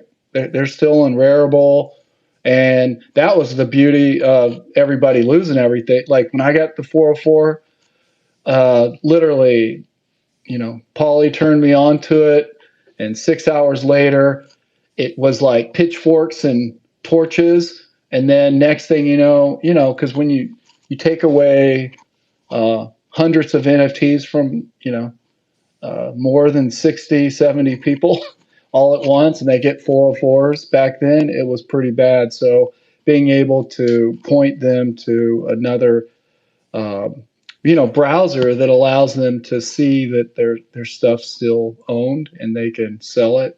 So just not on OpenSea. But I was just curious about how you were going to have that set up, if people could come in and move stuff around and all that. So all good. It's all, like I said, this is what these spaces are about. And for me personally, I appreciate you being here. And I appreciate 2Cold allowing this. And I'll get on Uncle for not having the ribs cooked up yet. So Yeah, right. Anyway, all good, people. All good. Thanks, James, and glad you had your drinks. Oh yeah, there's the bartender with your drinks. And thank you for the shout out for the halftime show yesterday. It was a whole vibe yesterday in Xrpl. So I'm glad everybody enjoyed themselves and enjoyed Lemmy and Kamikaze's performance. So it was definitely dope. Oh, all good. And thanks to, like I said, I know there's people in the room that put a lot of time and energy in that, and love sent out.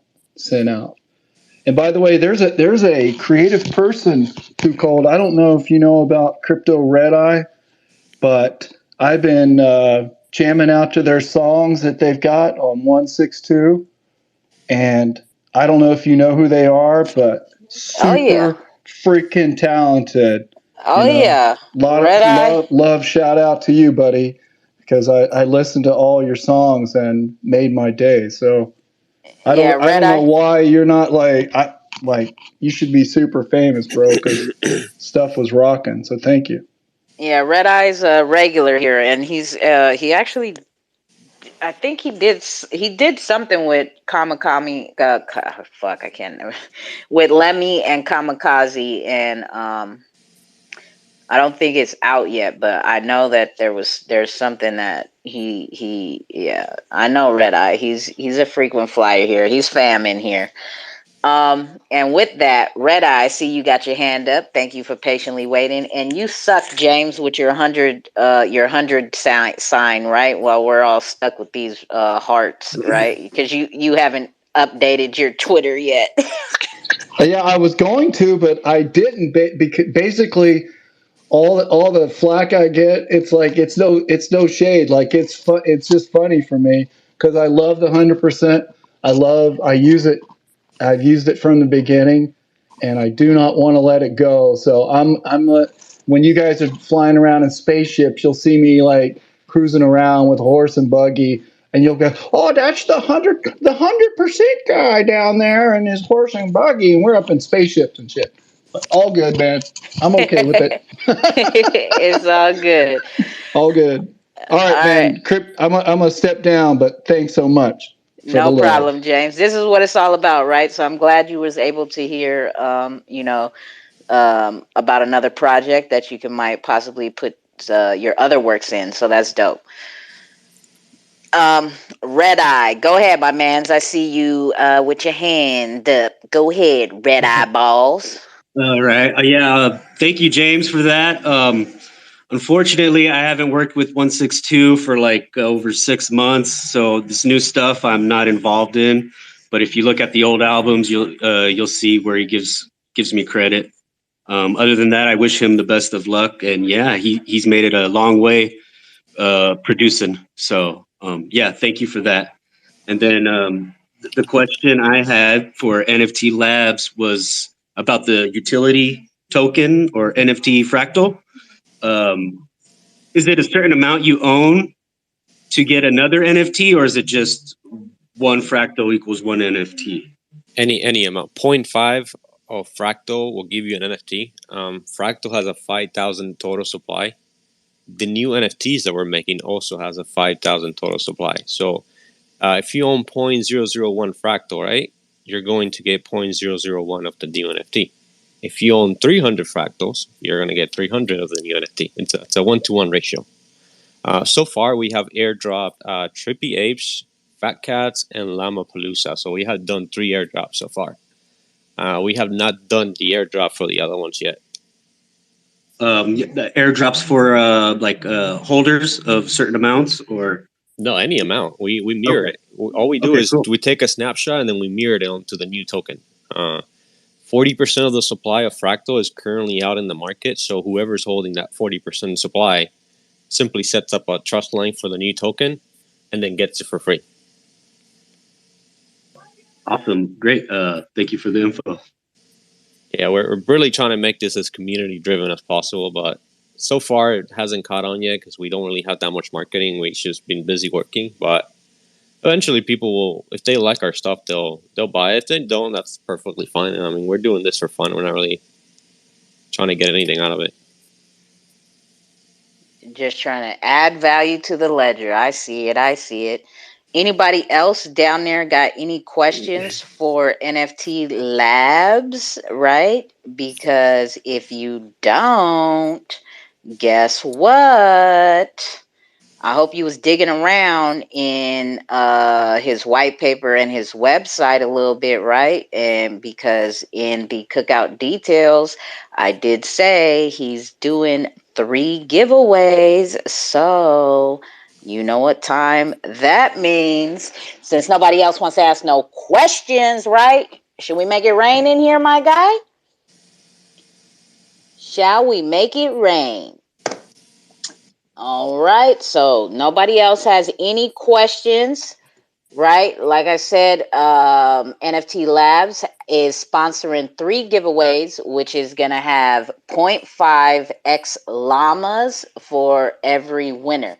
Now, if y'all are new to the room, these are the rules, same rules every week, every Sunday, every cookout. 3 questions, 3 answers, 1 winner. Okay, so 3 giveaways. There's going to be a total of 9 questions. So with the first giveaway, you need to listen for 3 questions. You need to answer all 3, and you need to answer them correctly, and you will be awarded the 0.5 X llamas along with 20 2Cold coin, right? Because I could do that because 2Cold got a coin too. You feel me? So I'm going to match the winners with 20 2Cold coin and 0.5 X llamas is what NFT up for grabs. So let's get underway. Let's see if any of these speakers want to participate, which I believe they do. Red Eye removed his own self because he knows how to do that. And he's like, I'm about to get me a llama bag. You feel me? Jakes, are you? Hales is gone. Jakes, are you playing, bro? Are you playing? You the bartender. You can still get up in here. You know what it is. I'm good. Oh, you sound wounded from the pool party, bro. You was Did you get out the pool? You get out the pool all nice and wet last night and just like you caught a cold or something? You sound like you hurting over there, bro. All right. Here we go. Let's get this underway with the first giveaway sponsored by Nft Labs. So get your Google fingers ready and your DYOR fingers ready as well, because it is a basket of questions mixed up, right? It's not just all about the project. We are on the XRPL. And so we need to know knowledge of XRP, Ripple, and the Zum wallet. So along with a question about the project is questions about those 2 other things as well. Hey, So, 2Cold. huh? If I guess who's gonna win the answer, can I get some 2Cold coin? Nah, hell nah. That's not the name of the game, bro. All right, so here we go. Let's get this thing kicked off and underway. Let's make it rain up in here, right? You guys have been sitting patiently. Let me drop some rain on y'all. Here we go. First question up for grabs, right? What is the XRP Ledger? What is the XRP Ledger? Question number 2. What is the Genesis token of Nft Labs? What is the Genesis token of Nft Labs? And question number 3, how can you send a tip with the tip bot privately so that it doesn't appear on Twitter? How can you send a tip with the tip bot in your Zum wallet privately so that it does not appear on Twitter? Did y'all know y'all could do that? Ooh. You see them trigger fingers? We got Patrick. Patrick be coming to play at the cookouts. Boy, he be like, That was gonna be my guess. That was gonna be my guess. See? That was gonna be your guess? Yeah, you don't let me be great, man. Patrick, my guy, you got the answers, bro? Yeah, so the XRP ledger is an open, decentralized protocol that has a native DEX to it that's been running since 2011 with no issues. That uses the Federated Byzantine Agreement. Yeah, the NFT IOU token is Fractal for NFT Labs, and keep going on the Zum or on the tip bot, you can do it privately through DMs, right? Through DMs? Yeah, direct messages on Twitter. Nah, you gotta go, bro. You gotta go do some more research. You gotta go do some more research. Close, but no cigar. You'd have made me lose out of some Patrick. All right, we got Hales. Hales, what you got for us? Hales is up. Go ahead, Hales. You muted your mic. Right behind you, we got Red Eye. Yeah, it was the tip bot thing, but I think I might have it wrong because if you go into your Zoom wallet, you've got the Tipbot app, which I'm sure you can actually send tips directly through that. So you might as well tell me if that's wrong. What you got for the other two answers? The XRP Ledger is the blockchain, or the way to, it's the access to the blockchain. And then I forgot what the last question is. I got distracted by something that was going on the television. Oh, it's Fractal. Okay, you're close, but no cigar. Go ahead, watch more TV. Red Eye, go ahead, guy. And then we got Patrick coming back. All right. The XRPL it's a decentralized blockchain.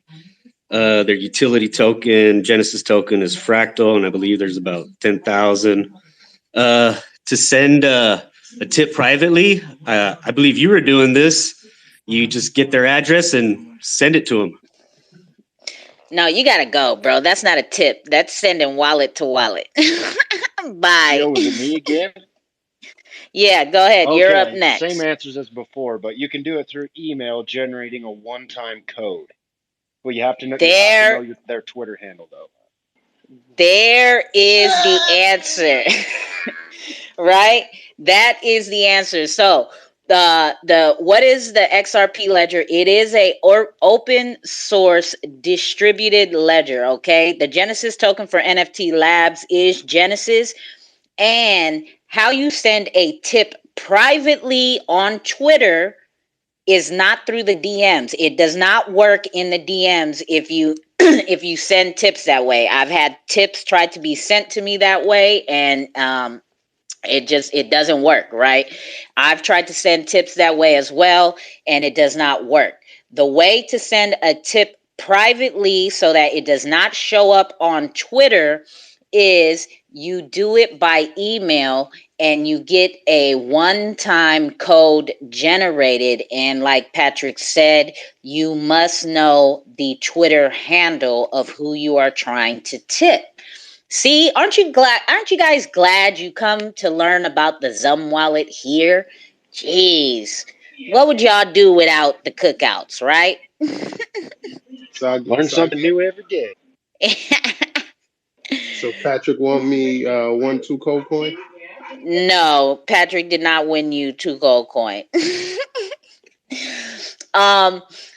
All right, so we got Patrick with the first win of the day for the giveaway. Congratulations, winner, chicken motherfucking dinner to Patrick with some X Llama, 0.5 X Llama, and 2Cold coin. And we're going to go on to number twosies, okay? Number twosies of the giveaway. What does ODL mean? What does ODL mean? Number 2, what utility does the Genesis token have? What utility does the Genesis token for the Nft Labs have? Number 3, what 6 XRPL coins are native in the Zum wallet? What 6 coins are native in the Zum wallet? Meaning you don't have to go search for a trust line on the Xrpl services website to put these coins in your wallet. That's the question for the last one. What native coins are in your Zum wallet? We got Big Daddy Chucks up here. What up, my guy? He thinks he's got a chance. Let's hear it, bro. What's up, y'all? How's everyone doing? ODL stands for on-demand liquidity. The utility from the Genesis token is you get airdrop future drops from the Nft Labs collection, that being Llama-Palooza, Cookout, and a list of other NFTs as well. The native tokens would be, I believe it's Bitcoin, Ethereum, Casino Coin. I'm missing 2 more.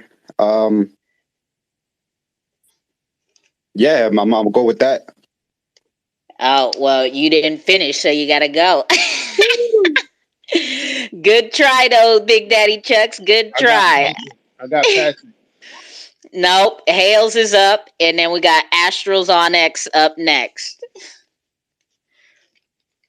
Hales is first. Go ahead, Hales. Okay, I've got PG-13 stuff going on the TV now, so I'm safe. So the coins in the Zoom wallet are Bitcoin, Casino Coin, Kudos, Chorus X, Elysian, and Sologenic. ODL is on-demand liquidity. And then the utility is you get the future airdrops. And I think, isn't it on like the airdrops of the future NFT releases, and isn't it on like a 1-to-1 ratio? Or was that the other project I'm thinking of? I can't tell you right now because we're in the middle of the quiz, but you're so close, but no cigar. You got to go dig around some more. Sorry, Hales. All right, Astros. Ooh, You need you some better more get it coffee, together. Hales. Let's see. You better get it together, Astros. I Dominic is normally, right behind you. That's yeah, he's putting his foot on your neck because yeah. Dominic is he's gonna grab it. I'm He's telling gonna you, if get you it don't get it. probably. Yeah, let's see if I can do it. I'm pretty bad at this. I usually strike out, but I like to play. Let's go. We're gonna go with on-demand liquidity. We're gonna go with what was the other question? What utility does the Genesis Oh, token for NFT Labs have? That's airdrops for the future collections, Llama-Palooza, Fat Cats, Ledger Punks, Trippy Apes, which is badass. Yeah, so that's the utility for that. And then I'm gonna take a shot at these 6: ETH, BTC, XRP, USD, GateHub, Solo. Bye, guy. Bye bye. Bye. Bye bye. Bye Yeah, bye. bye bye. Try again. Y'all want to hear the right answer? I'm putting my money up. I'm putting my money where my mouth is. I bet you Dominic comes with the right answers. Come on, Dominic. If he gets it wrong, can I get a 2 Cold coin? No. Dominic, you're up, my guy. Yeah, I'm here. Yeah, for ODL, it's on-demand liquidity, and the utility for Fractal, it's for the airdrop because they have many collection that you can access to their token. And then for the answer, for the third question, did you mean XRPL tokens, or Yes, did you mean... I said that. I said Okay, what there's 6 6. All right. XRPL coins are native in the Zum wallet. See, that's All right. people So ain't listening. yeah. So I see Casino Coins CSC, Kudos XTK, Chorus 6X1, Elysian ELS, MG Social. Well, the token says MG Social, and Sologenic Solo. There it is there. I told you, I fucking knew it. Dominic is the winner, chicken fucking dinner. You know why? Because he listens to the questions and then he does his research and then he makes sure he knows what the question is asking. Wait, What? he was supposed to be in here. He changed his PFP. You guys, Oh, he was banned this week, right? My bad. He snuck through security. Well, thank you for the prize. We'll keep doing research. Right. So here we go with Dominic with the second win of the giveaway, right? Yes. ODL is on-demand liquidity, the utility for the Genesis token Fractal for NFT Labs is to receive future airdrops with the ratio of 1-to-1. You were correct, Hales. And the third question was, what 6 XRPL coins are native in the Zum wallet? Bitcoin is not a native XRPL Yeah, coin. I get that now. Patrick, what you got to say, my man? You was so close and you fucked it up. You Cause I gotta, got goofy hells. yeah. See, man, see, that's tricky, huh? But it wasn't even a tricky question. It was straight out. I asked the 6 XRPL coins, and you guys went way left. We got Big Daddy Chucks talking about Ethereum, USDT, USD, Bitcoin, Grubhub, all of. Yes, but those are the 6 coins. Casino coin, Kudos, which is for the XRPL toolkit. We got Chorus X, we got ELS, we got Sologenic, and we got MG Social. Those are the 6 native XRPL coins in your Zum wallet. And to find that, you hit that plus sign, and where it says add, you hit that and just scroll all the way down.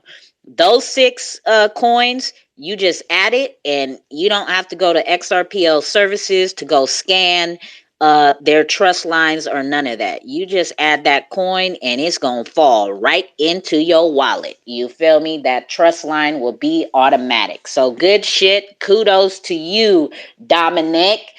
All right, Patrick, you got to get up out of here. We got one more giveaway. And Hales, we got one more for you too. All right. Here we go. Last question up for grabs. 0.5 X llamas and 22 cold coin. All right. About how many about how many financial institutions does Ripple collaborate with and where? About how many financial institutions does Ripple collaborate with and where? Number 2, what date was the NFT Labs project launched? What date was the NFT Labs project launched? And number 3, are there any quizzes in the Zum wallet? Explain. Are there any quizzes in the Zum wallet? Explain. Those are your 3 questions at hand. You need me to repeat them? Because I can.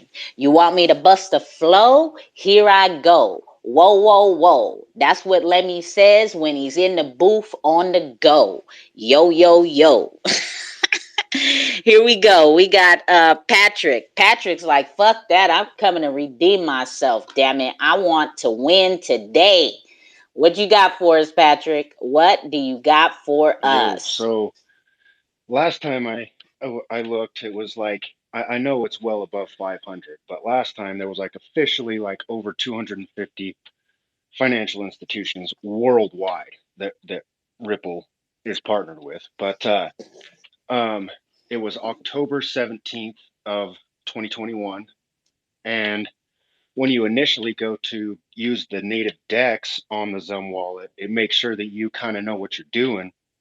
So the very first time that you use that DEX, it'll make you take a quiz and make sure you know what you're doing before it lets you go and trade.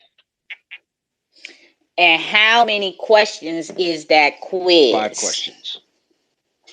There we go. See, Patrick was like, fuck that. He came confident too. You feel me? Did you hear that? You heard that bass in his voice this time? You feel me? He was like, yeah, I got this shit. I ain't fucking around right now. I'm about to win this. So Yeah. I was listening earlier when Fractal came up in Karma's space, and he said that date, and it stuck in my head. Hey, you feel me? So he didn't even go dig around. So that's what's up. Good for you. Thank you, Patrick. Thank you. Yes. So Ripple is partnered with over 100. I would have took that over 100 companies worldwide, right? Over 100. And Patrick said he just Googled and he's got 250, possibly 500. So that is correct. And we got to let it be known that it's worldwide, right? Because the US ain't stopping shit. You feel me? Like Ripple is still conducting business. And yes, the date that the NFT Labs project was launched is October 17th, 2021. And that is also very true if you've never used the Dex Trade app in your Zum wallet. For the very first time that you go to use it, you will be asked to take a 5-question quiz to make sure that you know what it is you're kind of doing in that app when you're buying and selling, because that is where you can, if you don't have the time or the computer or laptop to look up the sologenic charts or on XRP charts, like if you want to see a big chart and you're on the go and all you got is your phone and you want to place a trade or buy some coins or whatever, you can do it in the Zum wallet, but you're going to have to take a quiz in order to get started. After you take that quiz that very first time, you'll never have to take it again. They just want to make sure for the very first time you use it that you have a little bit of knowledge that trading in that app is 100% your responsibility. And if you fuck up a trade, right, like like a project did, right, it's your full 100% responsibility, right? It's just like it's nobody else's fault but your fucking own. You hit that button, you did it, it's your fault.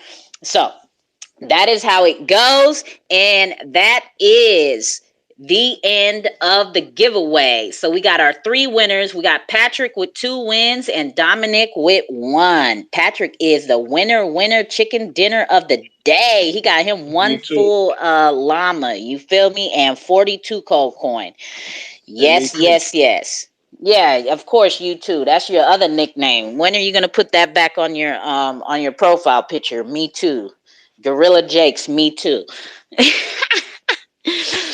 So with that said, we got NFT Labs, my guy. Thank you very much for coming and vibing with us today at the Cookout, hanging and kicking it with us and giving us that information on NFT Labs and what it is you're doing on the XRPL, right? And where it is you plan on going and what you're going to be doing for artists such as James, right? Because for James's interest to be piqued and very interested, right?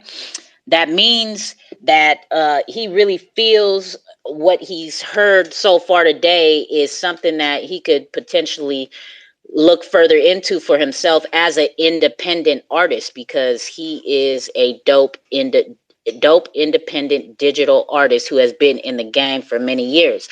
So that's very dope, and I'm glad that James was able to catch this one and be able to hear that himself and get up here to ask them questions. So definitely love that. Yeah, I mean, thank you for hosting me and basically having your community exposed to my project and having everyone in here learn about it. I did really have a great time. You did not? I did, yeah. I had a great time. Yeah, I had a blast. I think I didn't think. Well, essentially, I mean, I don't really listen to this much. I listened maybe like once before, and I thought it was pretty interesting. Like some of the projects that you had, I don't know, a lot of them seemed like very Ponzi schemey, but I think you have a great thing going on. Just to have a platform where everybody can come and talk about it. Yeah, and see, that's the thing, right? Everybody has their own judgment, right? And when you hear it from the source's mouth, right? You know, you hear it from the horse's mouth themselves, right? To you, a lot of things may have seemed Ponzi schemey, but then there's, things that may not seem Ponzi schemey to other people, right? But that's the whole point of the Cookout, is to hear from the project themselves for people to be able to decide, right? Not for me to sit up here and say, hey, have you guys heard of NFT Labs? Well, upon my research, this and this and this. Right.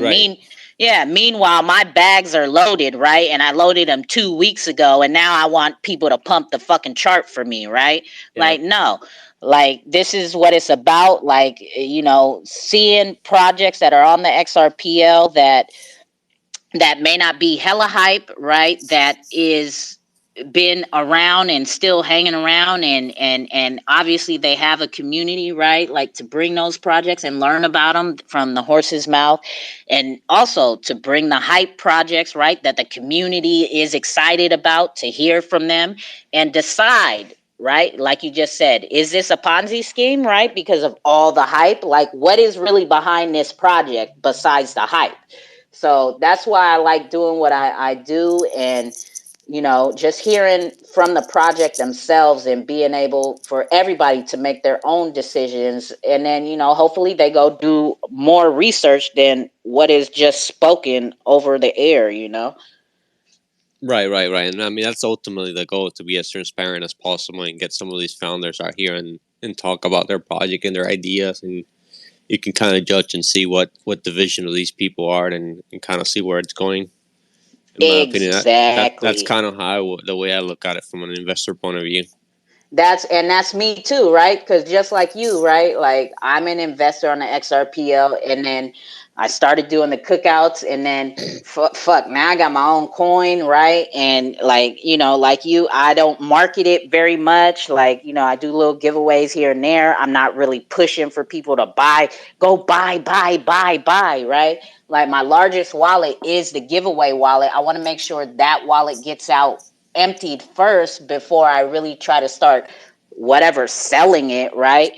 But I want to be able to get it into people's hands, and then for me, it's already, it's the my project, my coin. It's not an NFT project. It is a fan A token, fan right? token, yeah. Yeah. I was looking into that. It's actually pretty interesting what you have going on, honestly, with the whole XRP Lemmy and the fan token thing. I think you have a lot of potential with that.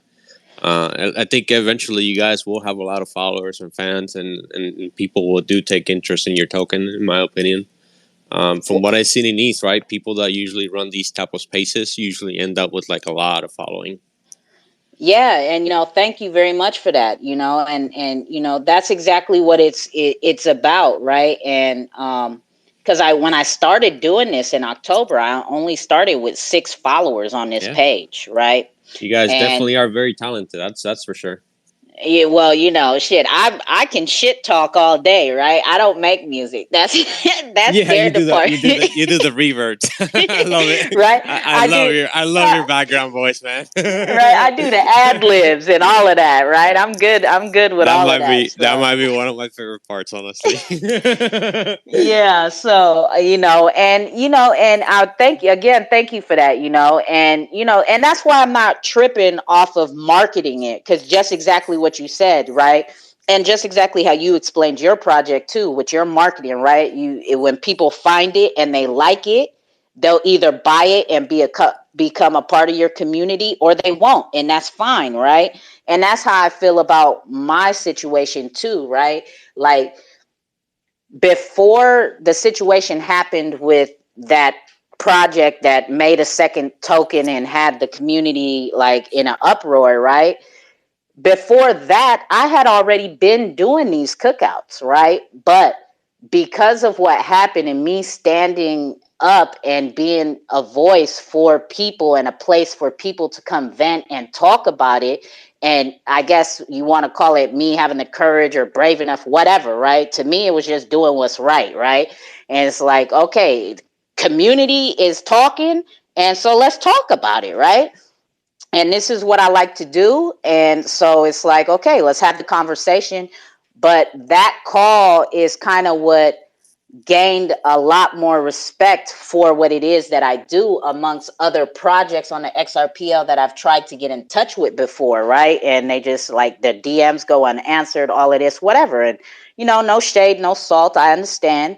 But, you know, just like you said, when people find you, they'll either like it or they won't. Either the people who find these cookouts or my space calls and what it is that I'm doing, either they like it or they don't. Either they're going to continue to come back and want to be a part of it and hear about different projects or hear me talk shit and laugh and whatever, or they don't, right? So it's just like whatever. And wherever I go, as far as discords and stuff, right? Like when I do hop in new discords that I haven't been a part of, I I get that, like, oh my god, it's 2Cold, is that really you? Like, I'm a fan. And it's like, yo, I'm just regular person like you. You know, I Would put you my guys pants ever? on one at a time. Would you guys ever list some of your songs on like one of these music marketplaces that are coming up? Maybe you can buy them with 2Cold coin or something like that. Oh, well, yeah, that's definitely in the works. So, Okay, I see you. yeah, Kamikaze. I don't know if you know who he is. He's also been working with Lemmy. We've started. Well, Lemmy has been started making music with him.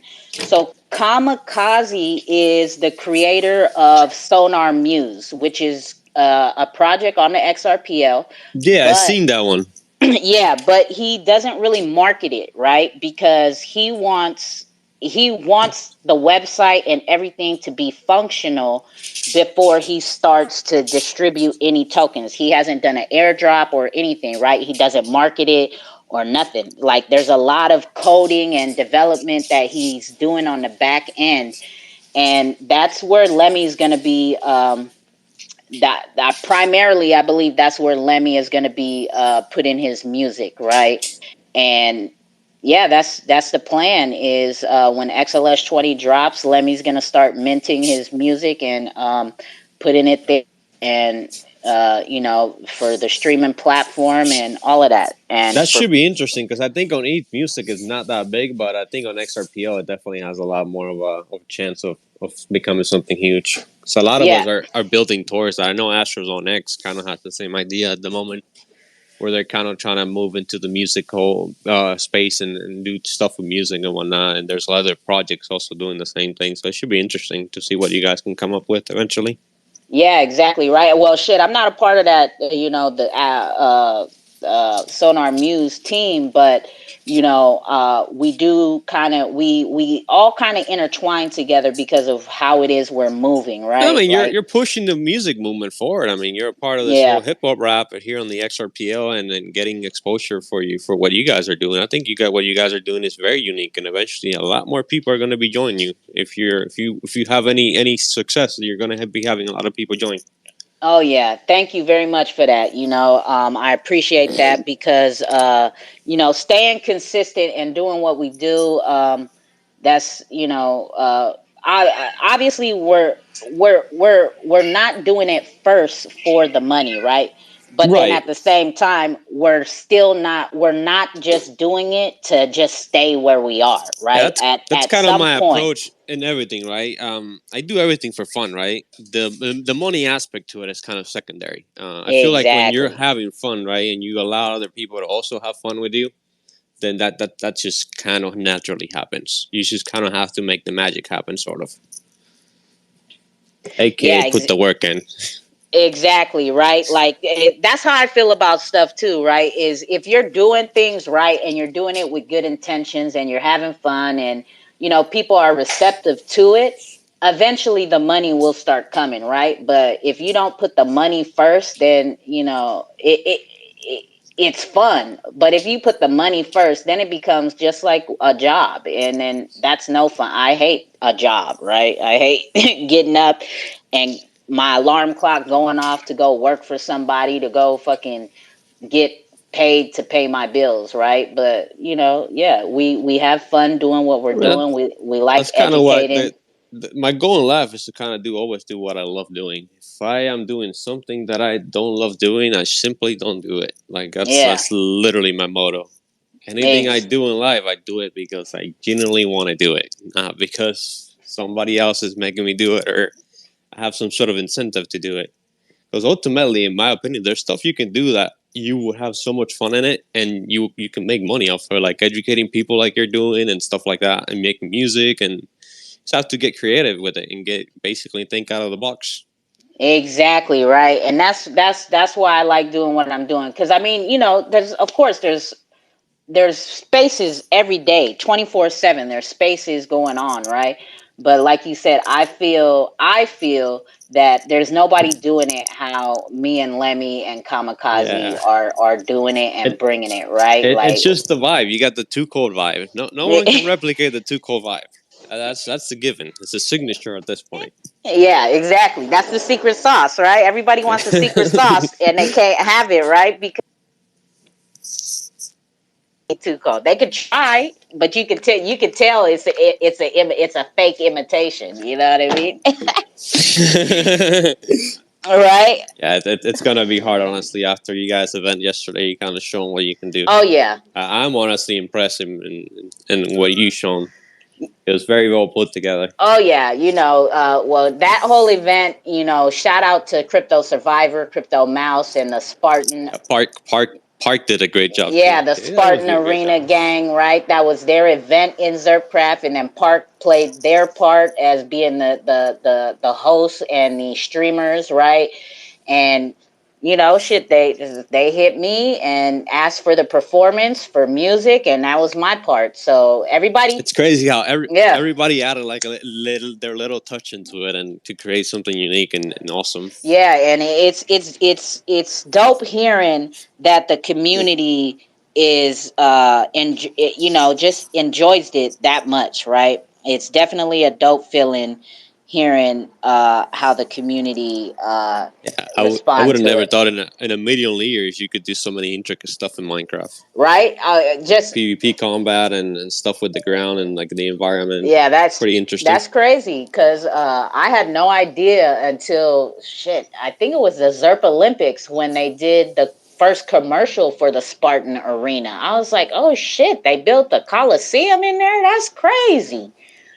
Yeah, the commercials are fire too. I like that. Yeah, so yeah, everybody played their part yesterday, and everybody did a great job. So it's definitely a vibe being a part of the XRPL community and just being a part of its growth, and not just as an investor, right? It's still very humbling at times, and very touching when people, give me those type of shouts outs and love, right? Because I'm just doing what I like right now, right? And it's just like, oh, wow, thanks. Like, that's dope that you like it that much. So that's definitely dope. Okay, we got Digital Black Dollar. What's going on, my guy? Hey, what's going on, sister? Shout out to 2Cold's. Greetings, everyone. How y'all doing? We good, we good. How about yourself? Oh, well, I just wanted to come through and show y'all some love, man. I know you've been putting in that work for a while, and we haven't had a chance to come through and, just chop it up with you. So I figured I'd come up here and just hang out with you guys for a little bit, chop it up. Oh yeah, we're just vibing out right now. We actually, who is that? That's him. We actually we're about to shut it down here in a little bit. We had the two projects of the week come up and shill to us, right, and let us know. We did some giveaways. We've got the winners out the way and all of that. So we just chilling right now, vibing, kicking it right now. Oh, it's all good, all good. I ain't want nothing, you know what I'm saying? I'm just chilling with you, you know what I'm saying? But when we have an opportunity though, we're gonna get back on that cookout roster. We give away some NFTs and some things like that. Let the community know some of the things we're progressing on and what we got going on for the next few quarters and chop it up. Okay, yeah, definitely. Let's talk in the DMs about a date and time. I dropped the ball last time. A whole bunch of It's stuff all happened good. that week. The 3D8 situation, and then I didn't sleep for like 2-3 days. So like it was just a lot going on that week.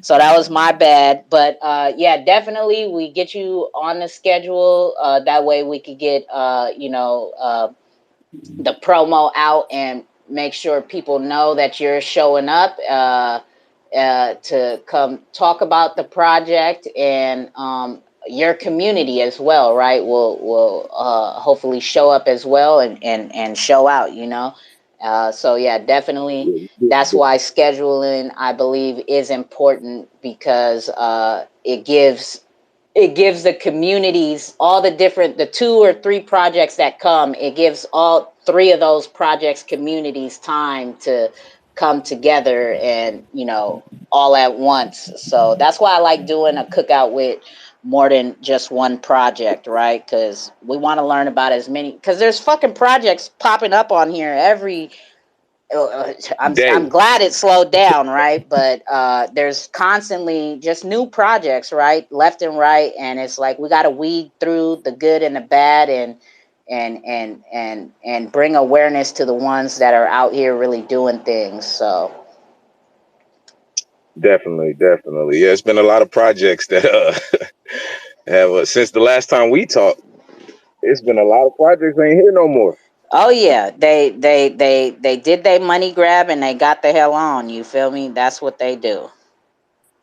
And it's sad because this community is one of those communities that you actually have an opportunity to just come as a legitimate person trying to build on a project or whatever, and you could actually do that. But like people are taking advantage of that, and it's making it tougher for real projects who just trying to get support and things of that nature. The first thing they usually hear when they come out is, "Please don't rug pull me." Like it's like I just like making NFTs, or I just wanted to do this, or you know what I mean?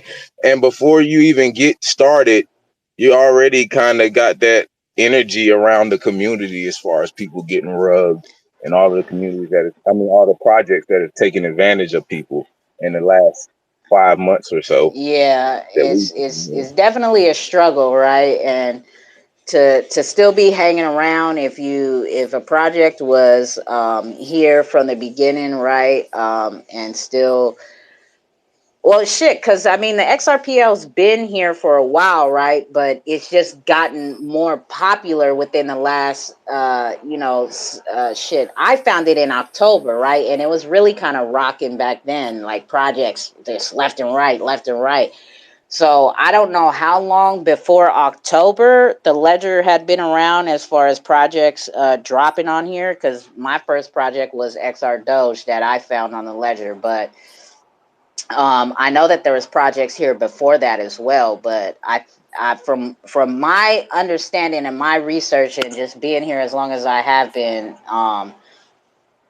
it was XR Doge that kind of like brought some spotlight to the ledger. So, I know it got a little bit more, I know it got more popular around October, November time than it was before. So, if projects that have been here before that time and around that time and they're still here hanging around, like it's definitely showing a bit of longevity and that they do hopefully plan to stay around after XLS 20 drops. Because now that's the new question is what projects are gonna still be here after XLS 20 drops, right? Because now it's show up or shut up, right? Like here's the fucking token that we bought, now give us our shit.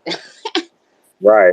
You can't play the, oh, we'll get it to you on this date game after you do all these things. Like you can't play that kind of white list, oh, we don't really like know what's going on thing. Like, yeah, I get what you're saying. When that XLS 20 drops, you're gonna finally be able to have what you purchased immediately, which is gonna hopefully help with some of these rug pull situations. But I mean, I know for our project, like we're having the hardest time just getting verified with Sologenic. Like we just don't understand like what it is that we have to do. But we've had little issues just trying to do the right things so that the community could receive us properly, and it hasn't been easy to say the least. Oh yeah, I'm sure, right? As far as Sologenic, I don't know because I don't mess with Sologenic for NFTs. Like I don't. I've bought one and I've been gifted some, but I will not. I'm waiting for XLS 20. Like I rather buy the IOU token, take my chance on that, than buy. And I've seen some dope projects on XLS 20. I mean on Solo, but just to know that it's not the standard and that it's going to have to go through this process of this and that and a bridge to here and there. And when Solo dropped and they built all that hype up that they're going to be the first marketplace on the XRPL, they did. They almost fucking had me, and I was gonna do it, but it took them a week or a week and a half to bring the buy button To make it live. after they Yeah. well, it was live, but you just couldn't buy shit. You could just only window shop, and it's like, well, why are you Right. saying this is live? Like, that don't make no sense to me. Yeah, it was weird how that happened. You know, I seen projects on the first week, like some of those projects that was on that first week where you couldn't buy anything, but you could just see them. I saw certain projects up there a lot, and then when they went live, it was like I never saw those projects again. It was like weird. I was like, what is going on exactly? And then I seen a couple situations where people got taken advantage of by by certain alleged NFT projects that were from other places and things of that nature. And so it's very hard to try to do anything right now, especially with the market being down and then certain things happening within the community.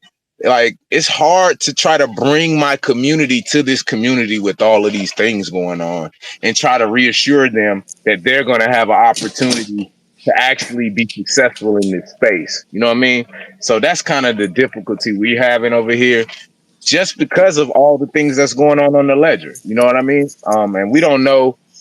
We're trying to figure out a way to kind of help figure out how we can make this better for everyone, because it doesn't help us that so many people are getting taken advantage of when we're literally trying to do the right thing by our project. And I'm sure a lot of others are. And I'm sure you're paying the price for these quasi projects popping up and then pulling off with the money. Yeah, I mean, but it's not just a problem on the XRPL, right? Like, because it's just a problem in the crypto space, period. A scammer is going to be a scammer wherever they can scam. And that's why I feel like these cookouts are, are helpful. Me being helpful in the community is being able to try to get projects here to talk to the community themselves, right? And everybody has their own judgment, right?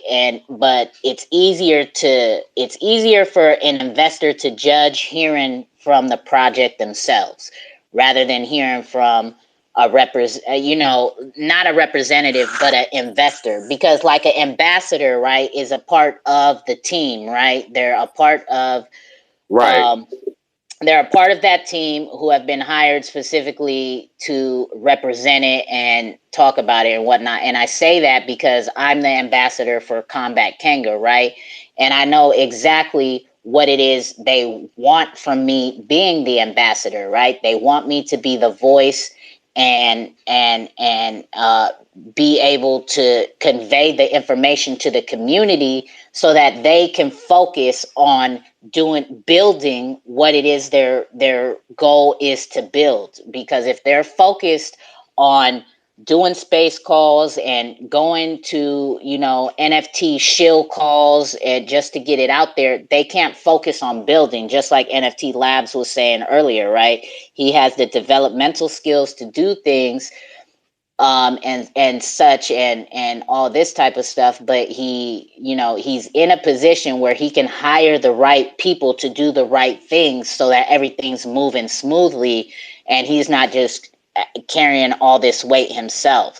So yeah, and that's why the cookouts are, I feel, important, and just any space calls where a project is coming to talk to the community, because you can figure it out for yourself. Okay, this motherfucker is trying to sell me. Like, they're just trying to sell me and get me to buy right now. Like, I don't see potential in the future. They're just talking about, like, buy right now because of this right now or because of what they did yesterday. But where is it going? It's kind of, still vague. So yeah, but that's just crypto, period, right? And because a scammer is going to be a scammer, man. Ain't no way in stopping that. I Yeah, mean, they done got me a couple times. a lot of the stuff listed on Soul Gen is not worth buying. The only stuff I bought on there is the muscle Mutant apes, really. Because I know the artists and I know who, like, unless you know, like, the actual project and who's running it and whatnot, then I wouldn't buy anything off there. I heard stories of people buying NFTs, and like you said, they disappeared, and people are wondering whether NFT. Definitely Right? happening. Is there NFT real? Is it this? Is it that? So it's like, why even I don't even bother going into that marketplace. Like the mutant apes, it's interesting to me, and just hearing them, like their art was interesting to me, and being able to have them at the cookout today and hearing, who the artist is, what the artist has done, where the artist is going, and them being very transparent, right? This is not a this is not a project that's going to produce hella utility and be a video game and do this and then you'll be able to do that and this. Like, no, they specifically laid it out. This is the art. You could come in the Discord and be a part of the art and add opinions to the art and all of this, right? Like, so it is a art project, and I'm about buying art. I like art, so I can definitely fuck with mutant muscles on Sologenic, right? Because I know I'm buying it for the art. So yeah, Yeah, that's that's an issue in the space too, because it's like what makes this space and the potential for it so great, the fact that a child could come on and create a collection and become a millionaire. At least that's what I think, right? And so it's like if we close the space out to only projects that look like they're going to do the same things, and they all go by the same blueprints, right? And they always give us the same things. If we use that as the standard, then we're kind of stomping out potential projects that could actually be profitable if that's what you're looking for, right? Or could provide the community or certain real life perks or whatever you are looking for in the space, right? A lot of projects you won't even be able to see because there's a certain format that a project has to run to really get any play. And most of the projects utilize this, so it's very hard to distinguish from which one is a rug pull and which one is not, right? Because they all have the same blueprint, all telling you the same thing. You see what I mean? And so I really find value in more of the organic projects, like even like stuff that actual people put together for the artistic of. Like, I value those things, and I think if we lose value in that in this space, it's only then all we're going to have is collections with multiple people just putting out collections, which is okay, but I feel like we're not doing the potential a service if we don't allow those other smaller projects or even just people who make NFTs on their own to have an opportunity for their things to be sold within the space. Yeah, I mean, it's just being consistent then, right? If you're a small project that doesn't have the money to market it, not even in a sense of like I wouldn't say influencers because quote unquote influencers really ain't shit, but What about it? to to just not have the funds to just kind of like move things in a sense, like it's then at that point you just have to stay consistent, right? You just have to slowly organically build your community, and slowly your community will create the buzz that needs to be there in order for people who haven't heard about it to catch on. Yeah, I think having like someone like you is actually a great idea, just to educate people and kind of get your project out there instead of just paying money to some influencer that basically shows it to their followers and doesn't really give them any information about it. Just tells you to buy, really.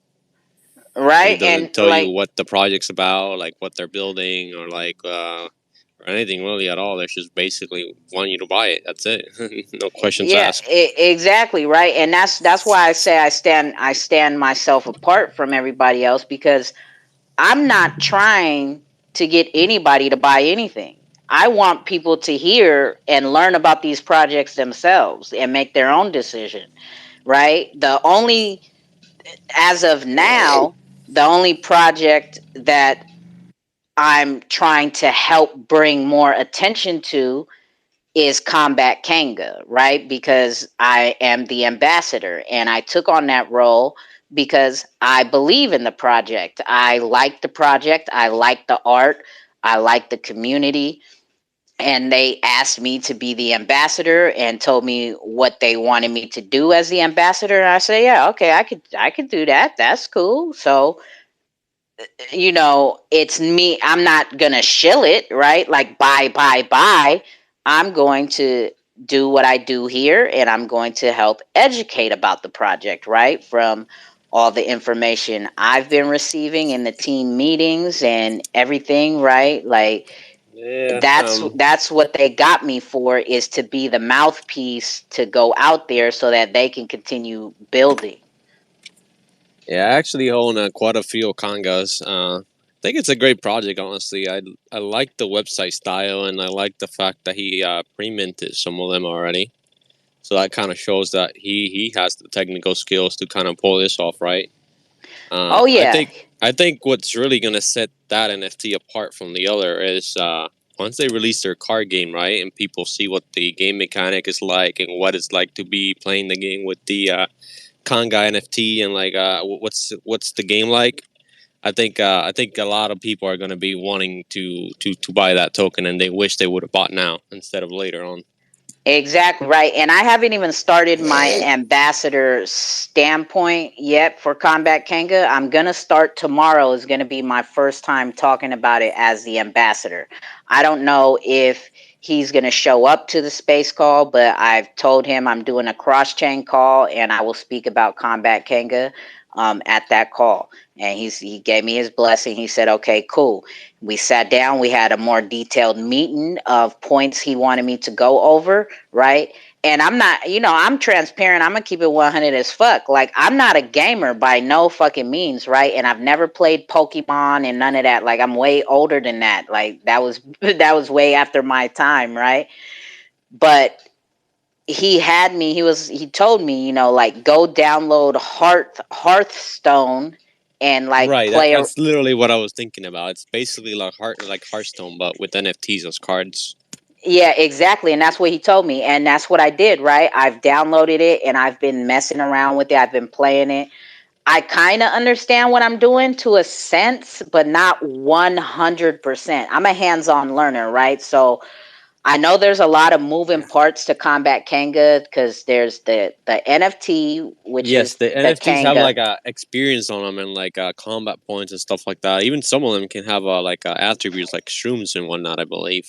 Yeah, exactly, right? So there's the NFT aspect, and then there's the Joey cards, right? Which is the fuel cards, which is, I think, from the way I played Hearthstone, is in the middle is my main character, and then the little soldiers, I want to call them, are who I put on the board against and who they battle against the computer, right?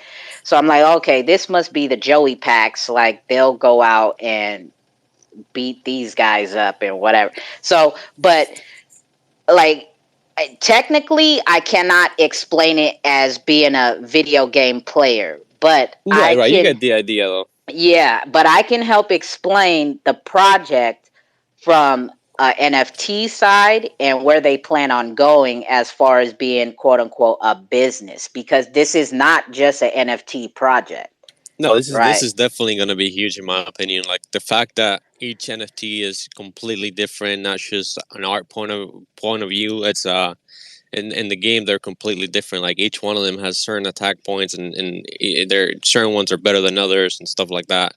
It's more of a which attribute is this one has? It has the most rare attribute in the whole set. It's more than just that, which I think is a very interesting idea. And so far he's doing an awesome job in putting it together. Let me tell you, the user interface and the design of the website is looking solid. Yeah, exactly. And the pre-minting experience, right? Because if you pre-mint 5 combat kangas in a couple weeks, they're gonna be calling for beta testers. So I seen that in the Discord. He made the announcement in the Discord. I seen it and I was like, oh, okay, let me take some of my tokens and let me Do you get know in this what the beta. ratio is for one Kanga? You get one Kanga for one Kanga token, or is there like a certain ratio for it? I do believe it is 1-for-1. Interesting. I do believe it is 1-for-1. And yeah, so yeah, it is 1-for-1 because when I pre-minted 5 and I got 5 back. And Pre-minted. I'm gonna have to print some now. You got me hyped up. Yeah, so it is pre-minted, and I mean it is 1-for-1 pre-minted, and then if you pre-mint 5, you'll be able to be in the beta test in a couple weeks. Once he finishes up this last part of development of this stage of the game. So I did that, right? Just from what I know about other type of ambassadors, I know for a fact, like, they're not involving themselves in projects. Like, they'll get their bag and they'll get their script and then that's it, right? No, yeah, a lot of it has to be like most of these investors, they're getting like huge vested amounts, like 500,000 tokens and stuff like that. That it's like worth a ridiculous amount of XRP, right? And what they do is they basically like sell it to you. That's basically their job. They're basically salesmen. And they don't really Exactly. educate you about the project because essentially most of these projects don't have anything other than marketing to sell you, unfortunately. Exactly. And that's why I took my 5 and I was like, okay, let me put my hands on this. If I could be a beta tester, and I'm pretty sure they would have let me beta test without doing it. But how can I explain to you what the pre-minting process is if I didn't do it? Right? Like, how can I tell you that it's 1-for-1 for a fact if I didn't do it? But I know it is because I took my 5 coins and I got 5 fucking Kangas back. And the process was pretty easy, and it was actually kind of fun just to be able to say, oh, okay, I want to see what NFT I'm gonna get if I trade this token in, and it generated the NFT, and it was like, boom, this is what you'll get. So I was like, oh, okay, this is cool. And then to be able to be a part of the beta testing group, now I'll be able, once that happens, I'll be able to talk about it from a video playing aspect, right? Oh, I played it, I tested it, I put my hands on it, and it's like this and it's like that, Yeah, it's I don't know. I mean, the fact that you're pre-minting kind of brings a lot of reputation in my project. Even it doesn't really display on the price. I think the price of Kangas right now is like 13 XRP. I cashed like, the last dump that I had not long ago, but it definitely has a lot of potential. And the people that are investing in these projects really need to do their research and kind of look into them because there's more than what you are seeing, honestly. Yeah, exactly, right? Because it's not all hype, right? And me being a part of the team and speaking with the dev one-on-one, the owner, the creator, he has a background in development, in gaming or whatever, computer, but I'll be able to go into it more tomorrow, because I want to save some of that for the cross chain tomorrow. But he knows what the fuck he's doing. Like, this ain't a NFT project. He makes that first. He tells me that first and foremost every time I talk to him. He's like, "This is the NFTs are NFTs." Well, I mean, the NFTs is the art for the game. You need art for the Exactly. game. That's basically it. It's just like what NFTs used to be back in the day, profile pictures kind of thing. We're kind of trying to take it to the next level right now, and he's definitely trying to do that with that. So Yeah, props to him. exactly. And that's what he makes clear. He's like, the NFTs are the NFTs, right? And when XLS 20 happens, it's pre-minted. You already see what you could get if you pre-mint it, whatever. But XLS 20 has nothing to do with the video game. Like, the video game is the video game. And the video game will be ready when the video game is ready. And we're building it. Like, and I'll give the ratios tomorrow, but like, it's like So when I say that he says this is not an NFT project, it's because his vision when he started this was video game. It wasn't NFTs. And because like you just said, a video game needs artwork and he wanted it to be a part of the crypto space, so now he's involved the NFTs. But his first and foremost for this project is it is a video game. And not a metaverse or not none of that. This is like a video game. Like for real, for real. And you guys, if you guys can't make it tomorrow, it'll be recorded, but there's going to be a lot more information I say about the little things I'm leaking right now will be further explained tomorrow at the cross chain call tomorrow. Because tomorrow we're going to start bi-weekly. The cookouts are going to start bi-weekly doing what is going to be called the 2Cold Xrpl Cookout presents the cross-chain pub crawl. And tomorrow we're going to have from the VeChain blockchain, Mad V Apes. We're going to have H Bar Steakhouse, and then Expectar from the Xrpl, and then me talking about Combat Kanga. So that should be interesting. And I wanted to do the first talk then because it's bringing more exposure to other chains, right? For Combat Kanga.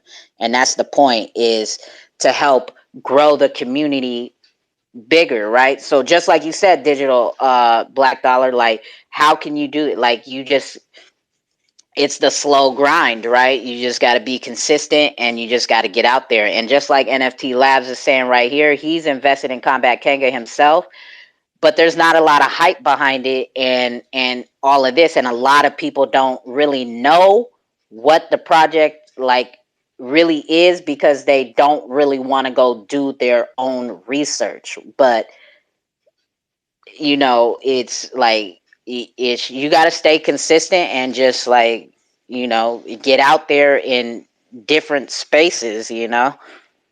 Well, yeah, Like I see NFT. we already knew when we came out we were taking the slow and steady pace, right? Um, we knew that when we created our token, we were going to utilize it as a teaching tool. So we weren't utilizing it trying to push price action or things of that nature. We wanted to utilize it as a like safe environment to teach individuals how to successfully trade, do certain transactions and things of that nature in the space. You know what I mean? So when this whole market crash and everything like that didn't affect us because we didn't create our token with that utility in mind. We created it as a teaching platform. You know what I mean? And so we know it's going to be slow and steady because it takes time to get people to understand the information or for the to allow them to do their own research. You know what I mean? So we just chilling. You know what I mean? We made a couple of NFTs. We're building our community slowly but surely. You know, as each person we teach and bring it to crypto. You know what I mean? We have something set up to where they'll basically sponsor an individual that they know, their XRP wallets. So we got a way to kind of bring more people into the XRP ledger as well. So we just doing our, you know, taking our time, just trying to see everything even out, and then we can pick our spots and know which way we want to go as far as tokenization of our actual company. You know what I mean? Because that's what we're actually pushing towards right now. Like I said, our first iteration, which is why it says 1.0, is a teaching mechanism so that people can not only come into the XRPL, but just know how to responsibly trade, get crypto, have access to their first NFTs, things of that nature, so they become more comfortable in the space, so that when they do make big decisions or do want to invest heavily in projects, they actually have a methodology to utilize so that they can weed out what could potentially be a rug pull and what isn't. So yeah, that's all we got. But yeah, we know we just kicking it too cold. I'm glad we got a chance to come back through and holler at y'all, man. Oh yeah, for sure. Um Yeah, it's just it's it's adaptation and time, just like the internet, right? Like everybody, once the internet came out, everybody didn't have the internet right away for a couple of years. Everybody didn't have a computer in their home for years, right? And look at us today. You got kids in elementary school, you got people on welfare. Everybody has a cell phone and access to the internet right now. Every single body, right? Except the very, very less fortunate who can't clothe or feed or house themselves, right? But shit, I've seen some of them with cell phones too, right? Like but look how long that process took, right? To where it's a point in time where everybody in the world has access to this technology. It took many, many years to get to this point. So it's the blessing and the curse that we're early. We're early, so that's the blessing, and the curse is when, right? When moon, Well, when will you said people it too, catch Cole. on? The blessing and the curse is the same word. The blessing is we're early, and the curse is we're early. Like Exactly. you said it. Yep, it's just we're so early that we want the world to catch on, but it's just a matter of time. It's just a matter of time before they start.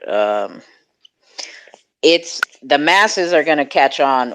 uh, I don't necessarily know if it's once the lawsuit is over, but that's going to have a huge part in it, because then the government and the people up top who control everything are going to start pushing the narrative towards crypto to everybody, which they've already slowly started doing. Maybe not the government, right? But just look at the Staples Center is now called crypto.com. If people think that they're going to go to a LA Lakers basketball game or a concert at crypto.com and not be able to buy their tickets with crypto, or not be Yeah, able to go definitely. to the concession stand and buy a hot dog or a beer with crypto, they're fucking tripping.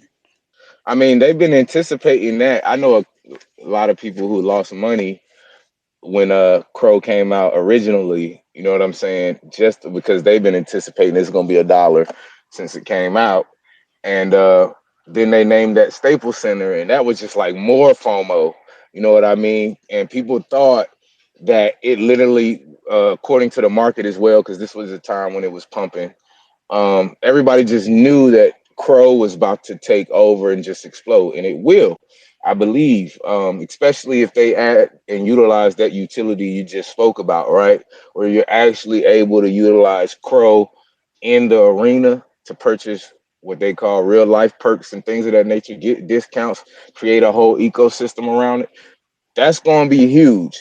How that is going to affect the rest of the markets and things, and like I think it's going to be a slow trickle down effect. You know what I mean? But I think it's still a win for crypto in general. You know. Yeah, most definitely. It's just a matter of excuse me, it's just a matter of time. Otherwise we wouldn't be here, right? We would have been shaken out and scared out just like everybody else. Well, that's why it's Yeah, important to learn how to trade responsibly and know what exactly is going on, and not just looking at people making money and the numbers and the FOMO and things of that nature. I'm sorry for cutting you off, bro. Go ahead. yeah. My advice to you guys: hold XRP like liquid gold. If they That's actually integrate with all these banks, man, it's gonna be insane. Which it that's seems like they are. I read recently like an article that the World Economic Forum posted. They're basically their top favorite cryptocurrencies, and XRP's on there. Oh yeah, I I mean saw. I I wouldn't doubt it. I mean, come on, it's designed to move all the money in the world. And this is my argument that I've been putting on lately, right? Is when people say, okay, but it's in a lawsuit and whatever FUD retarded shit they say, right? My question is, if this is designed to move all the money in the world, which it is designed, we've done our research and that's why we're here, why would there not need to be clarity on it and regulations on it? Right, and why are all these big organizations talking about it? You don't simply make a post under the World Economic Forum website talking about XRP, Celo, Stellar, and Algorand, and all these coins that everybody knows that they're top coins because they don't use proof of work.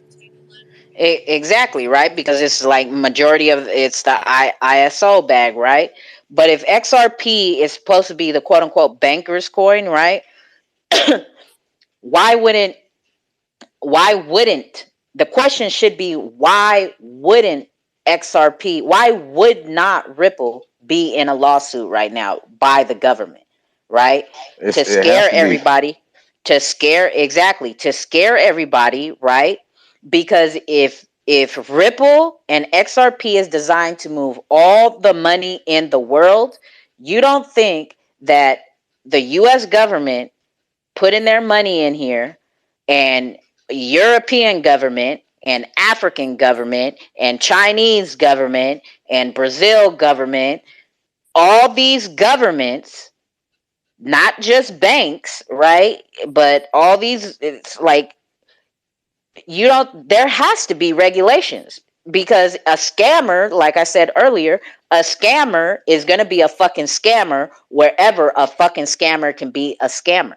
And if there's no laws, rules, or regulations in the crypto sector, and you have the world's money moving around in it, and there's no laws to fucking apprehend and catch and get a hold of a fucking scammer who pulls off, or you better believe a motherfucker is going to try to pull off the biggest heist there is. I mean, just look at what happened in Luna, right?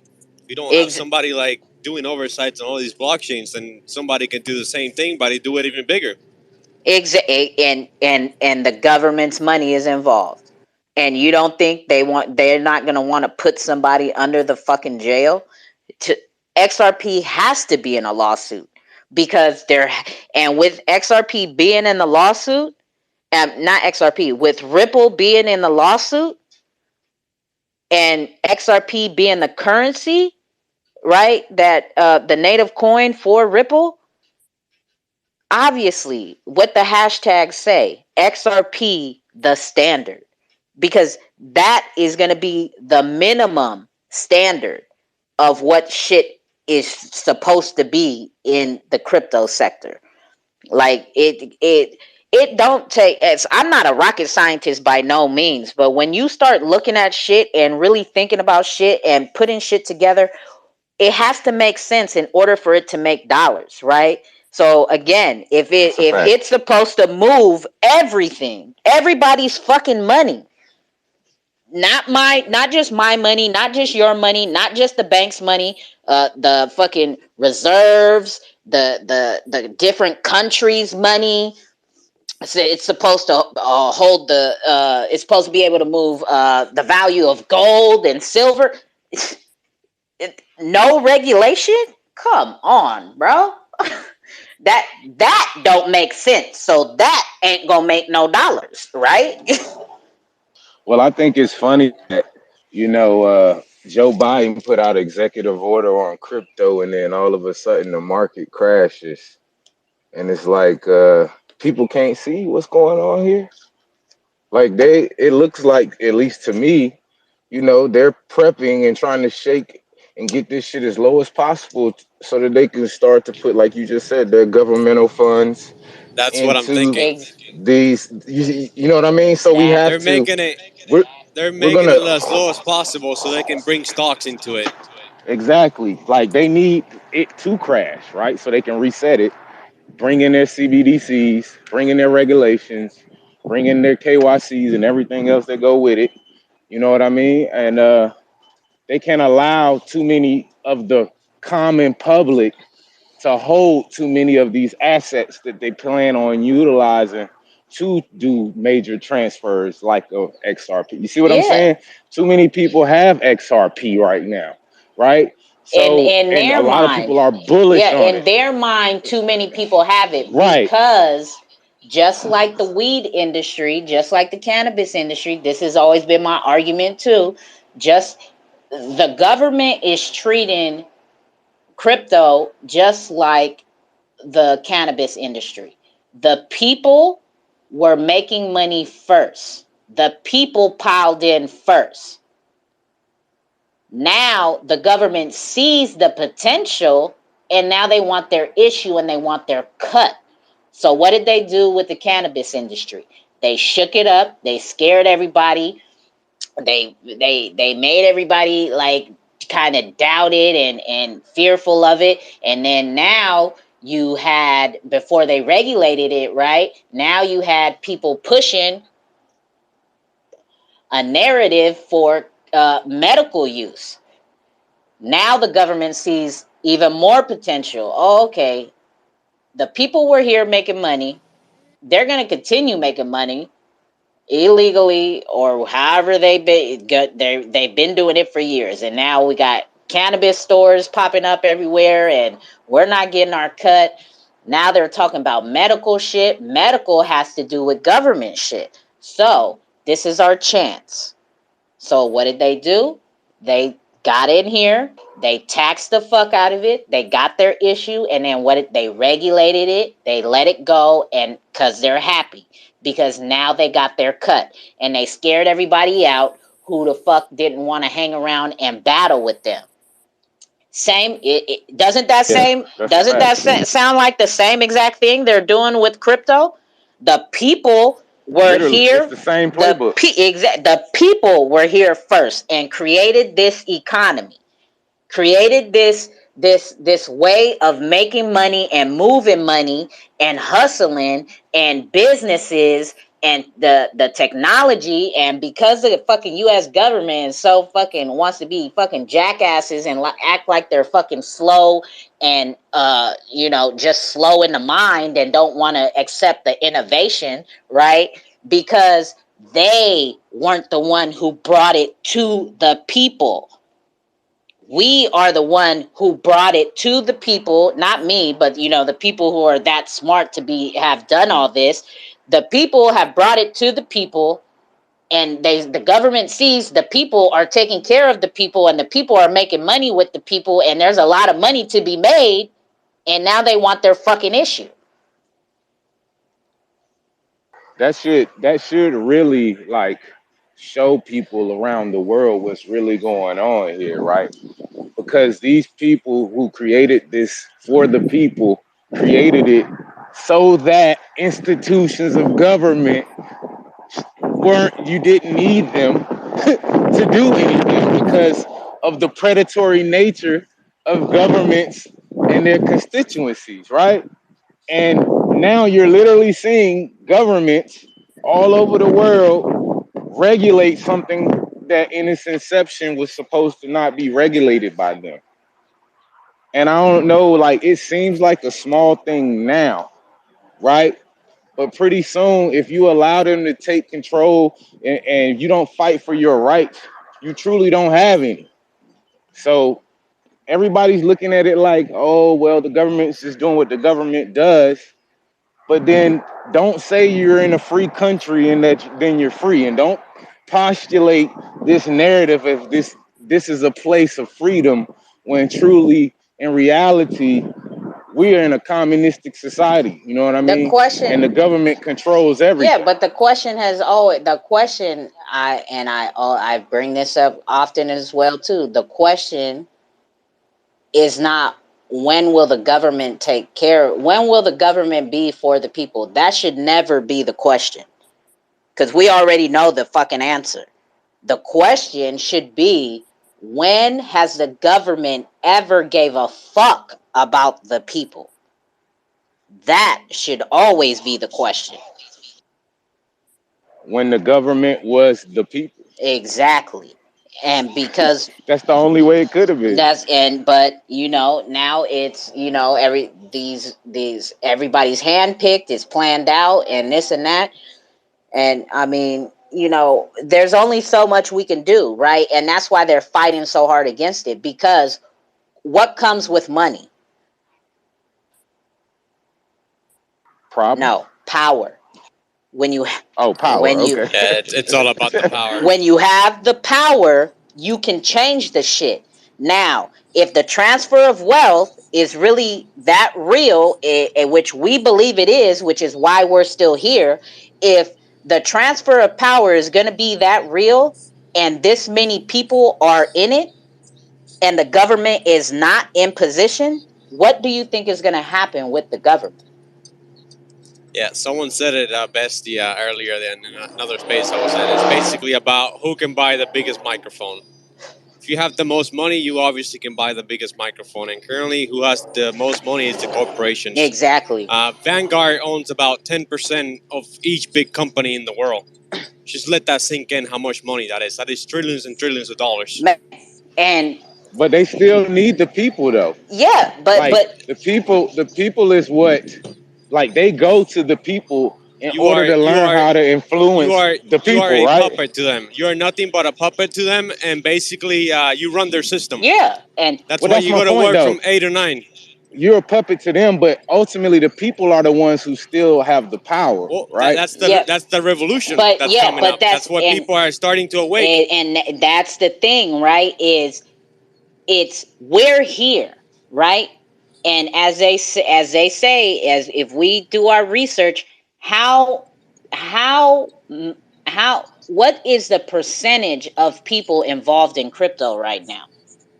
It's like 1 to 2% of the whole Yeah, I entire heard world. 3% of the world at the most. At most, let's say 3% out of 100% of the world is involved in crypto. So, and what Nft Labs is saying is absolutely correct. The corporations and the government, we still oil their fucking machine. But when it comes to a point where the people rise and oh, okay, let's go down. Let's take a history lesson.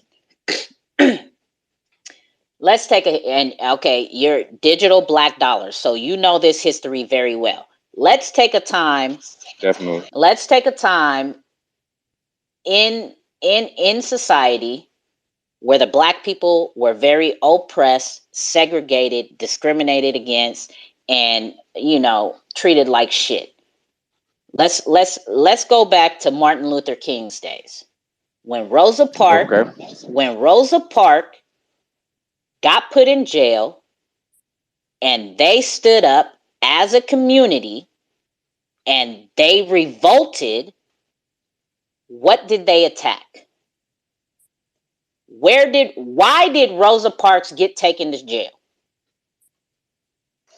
Because she would refuse to follow the law at that time, if I'm not mistaken, which was if a white man wanted to sit in the front, a colored person had to go to the back.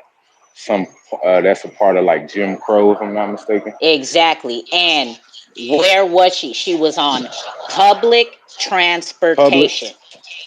Which means she had to follow the rules and the statutes that what was the laws of the land at that time. What did they do to uprise against it and shut that shit down? They boycotted. They boycotted the bus system and removed the money from their pockets. Some people walk miles and miles just to make the point, to take that money out their pockets. This is the problem with most of today's society. Everybody is talking, but nobody is doing action. Canada recently took action. What did the truckers do in Canada? They stopped moving their fucking trucks. Now, if the world, right? Because we're so easily connected now. During those times, Martin Luther King was alive and civil rights times, communication wasn't obviously as easy and at the palm of our hands as it is now to reach worldwide, right? They did it. They started there and then it expanded, right? Once the word got out, little by little, trickle by trickle, the Black community stood up and uprised together, regardless if they were in the same state, in the same community, whatever. They felt the power of the movement. If they were brave enough and wanted change, they stood for something and didn't just fall for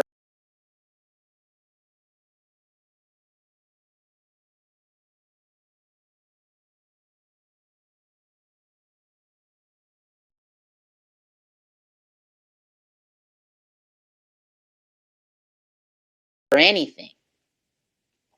Canada shut their trucks down. We have the power at our hands. There's people in here. Let me see who's in here. 808 is in Hawaii. Gabe is in Australia. Um, Gorilla Jakes is in New York. Astros on X is in Florida. Patrick, I forget where he's at in the U.S. So we're worldwide, right? And I have people who come in here from South Africa, from Holland, the UK. We're worldwide. Now, if we collectively came together, little by little, it wouldn't happen overnight, right? But little by little, if the people really took a stand, and let's say, what's the most common thing in the world? Let's say McDonald's. If everybody just stopped going to McDonald's, or I don't know if there's Walmart, all across the world, or if I think so. everybody stopped going to Walmart, you're taking the money away. That's where their power is. Yes, it's fucked up for the people who work there and shit, right? But then those people would eventually catch on and say, fuck this. Like, the people are rising up. Like, okay, we done lost our job. We probably got to find another one. We're going to figure something else out. But fuck that. I'm not going to shop there no more, even though I work there. And they treated me like shit there anyways. What do you think is going to happen to these major corporations little by little? Same thing that happened back in the day with the bus system. The bus systems didn't close down completely, but they lost a lot of fucking money. And guess what happened? Changes slowly started to be made. That is how the civil rights movement, that's how movements start. That's how revolution is anywhere around the world, right? They got to stand up and fight tyranny. And it's crazy because the crypto space is like, it's like somebody left breadcrumbs for the people. Like, if you just look up what a DAO is, right, and all the forms and facets and things and intricacies that go with it, like, these are, I'm sure major corporations are using these as well, but these are opportunities for people to come together, right, all over the world and bring that power together in a centralized front, right, on certain specific issues. It's basically having your own government, right, where you vote on the issues. You have a stake because you're a holder. You vote on the particular issues. Da da da da da. This is like a blueprint for anyone who would like to fight tyranny. It's like crypto gave you an opportunity. It gave you an opportunity to create your own currencies, your own digital assets, right? Then on top of that, they gave you the opportunity to create a decentralized autonomous organization where you actually will be able to be a part of something that could actually come together all over the world and actually do major things, just like any other major corporation. You know what I mean? And cryptos kind of showed us the blueprint of how businesses have been coming into fruition in the last, however long. And now the common people have this opportunity to come together and create these things for themselves. And we're seeing kind of this war in the markets. We're seeing all of these things take place, but the common everyday crypto person or investor, they're not really seeing this because they're looking at the price action. They're looking at how much this coin is and this token is worth, or is this about to go to the moon? not really understanding that there's a more prevalent thing happening right in front of our eyes. And so I would just say, everyone, just pay attention, because we're about to see a lot of change, especially with the United States basically proclaiming that they're about to put their foot in the crypto. And we all know when the United States gets involved in things, things are about to get real convoluted.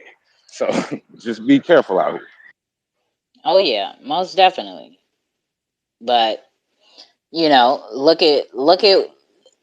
But as much as I am for, like, I don't know. I have family members that just tell me when I start speaking about shit I really give a fuck about, they don't want to hear it, and they start calling me like, all right, that's enough, Malcolm X, like, whatever. You call me a radical or whatever, right? But we've obviously, crypto's been around for quite some time, right? And as the more people get involved in it, the more scammers come, right? Because a scammer is going to be a scammer wherever the fuck they can scam, right?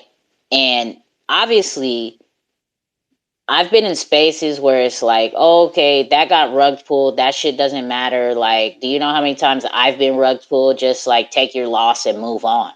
Like, that's not helping governing the space.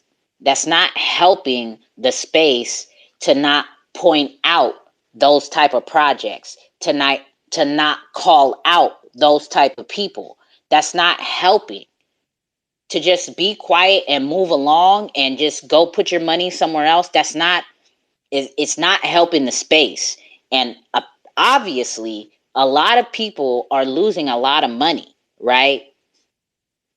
And so, you know, it's a catch-22, right? It's, do we want to be protected against the scammers?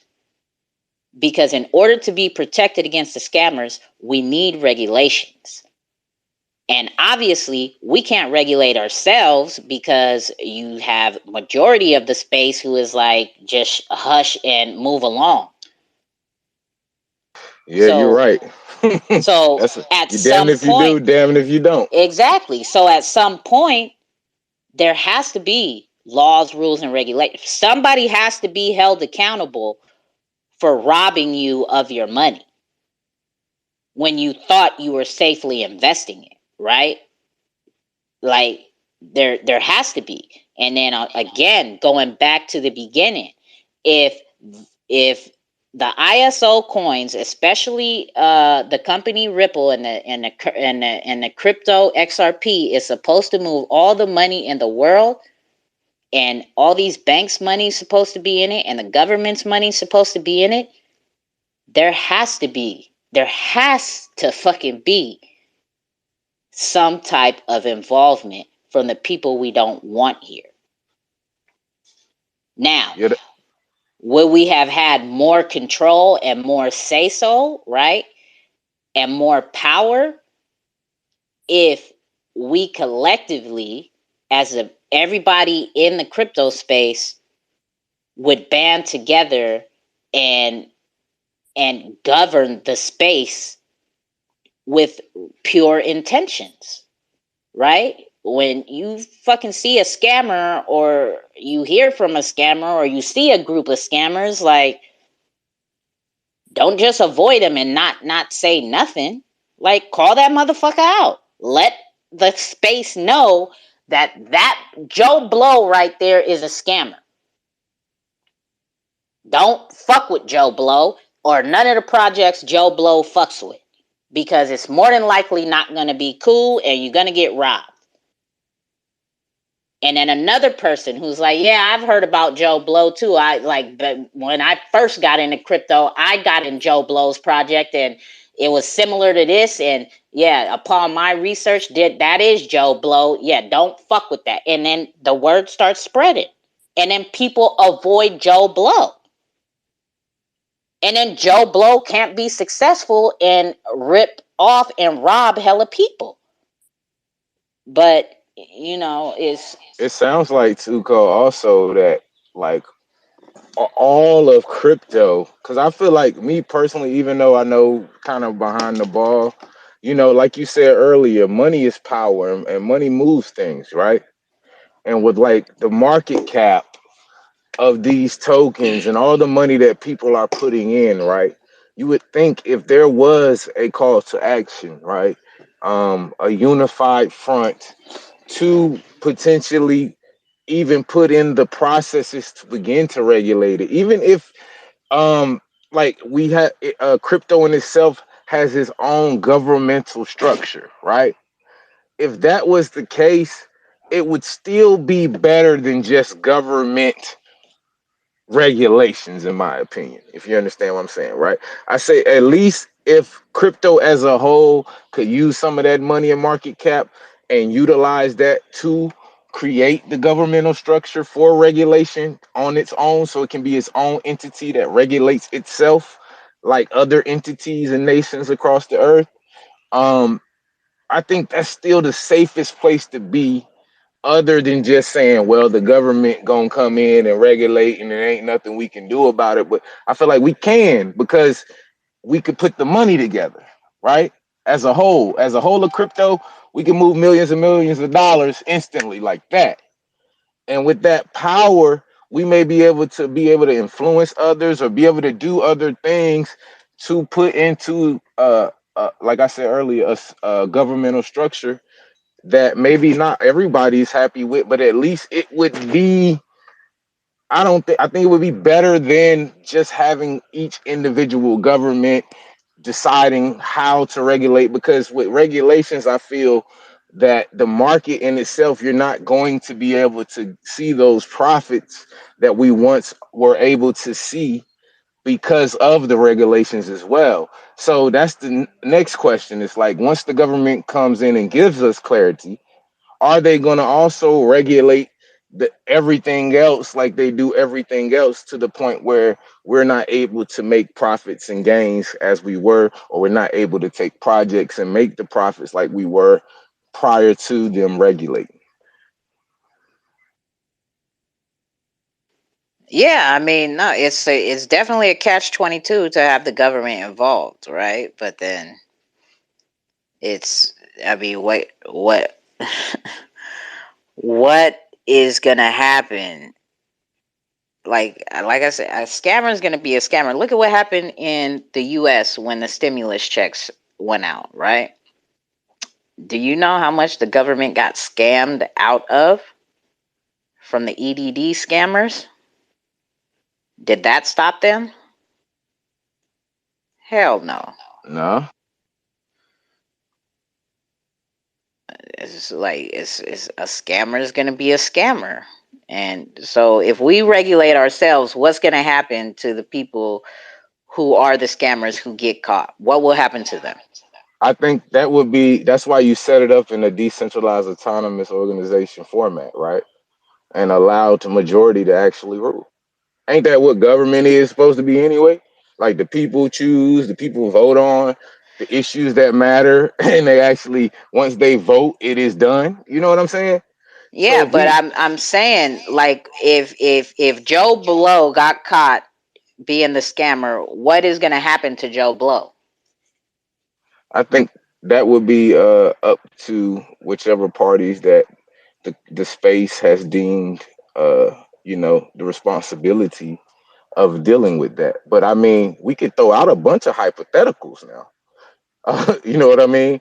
And I'm sure with the crypto space and the blockchain technology, we're able to pretty much see who's scamming and what they're doing, right?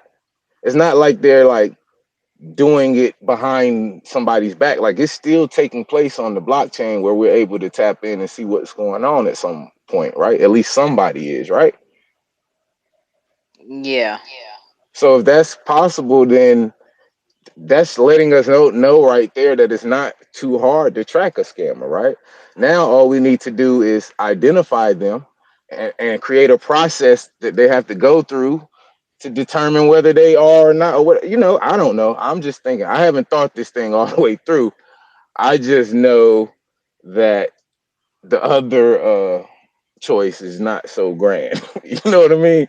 So it's like if there would be a time where the people would rise, I mean, it's not rocket science, right? Like people do it all the time. They throw money together, they have a cause, they fighting. We want to remain autonomous, like or whatever. Like we want to utilize the funds that is raised with this individual asset to create the governmental structure. It'll be ran by this format, right? To come to the people who will be it. Da da da da da da. Like we have the playbook on how it could be done because we've seen nations, be created recently and the history behind them and things of that nature.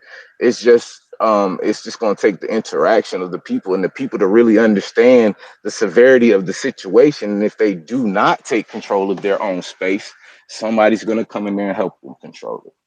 And that's like the art of war. That's part of warfare, right? Like if you can't control it, I can help you.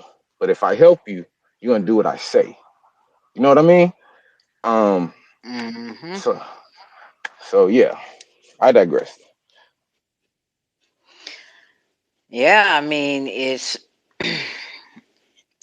again, it comes with it's the most money has the most power, and we the people do not have the power to make all those type of changes.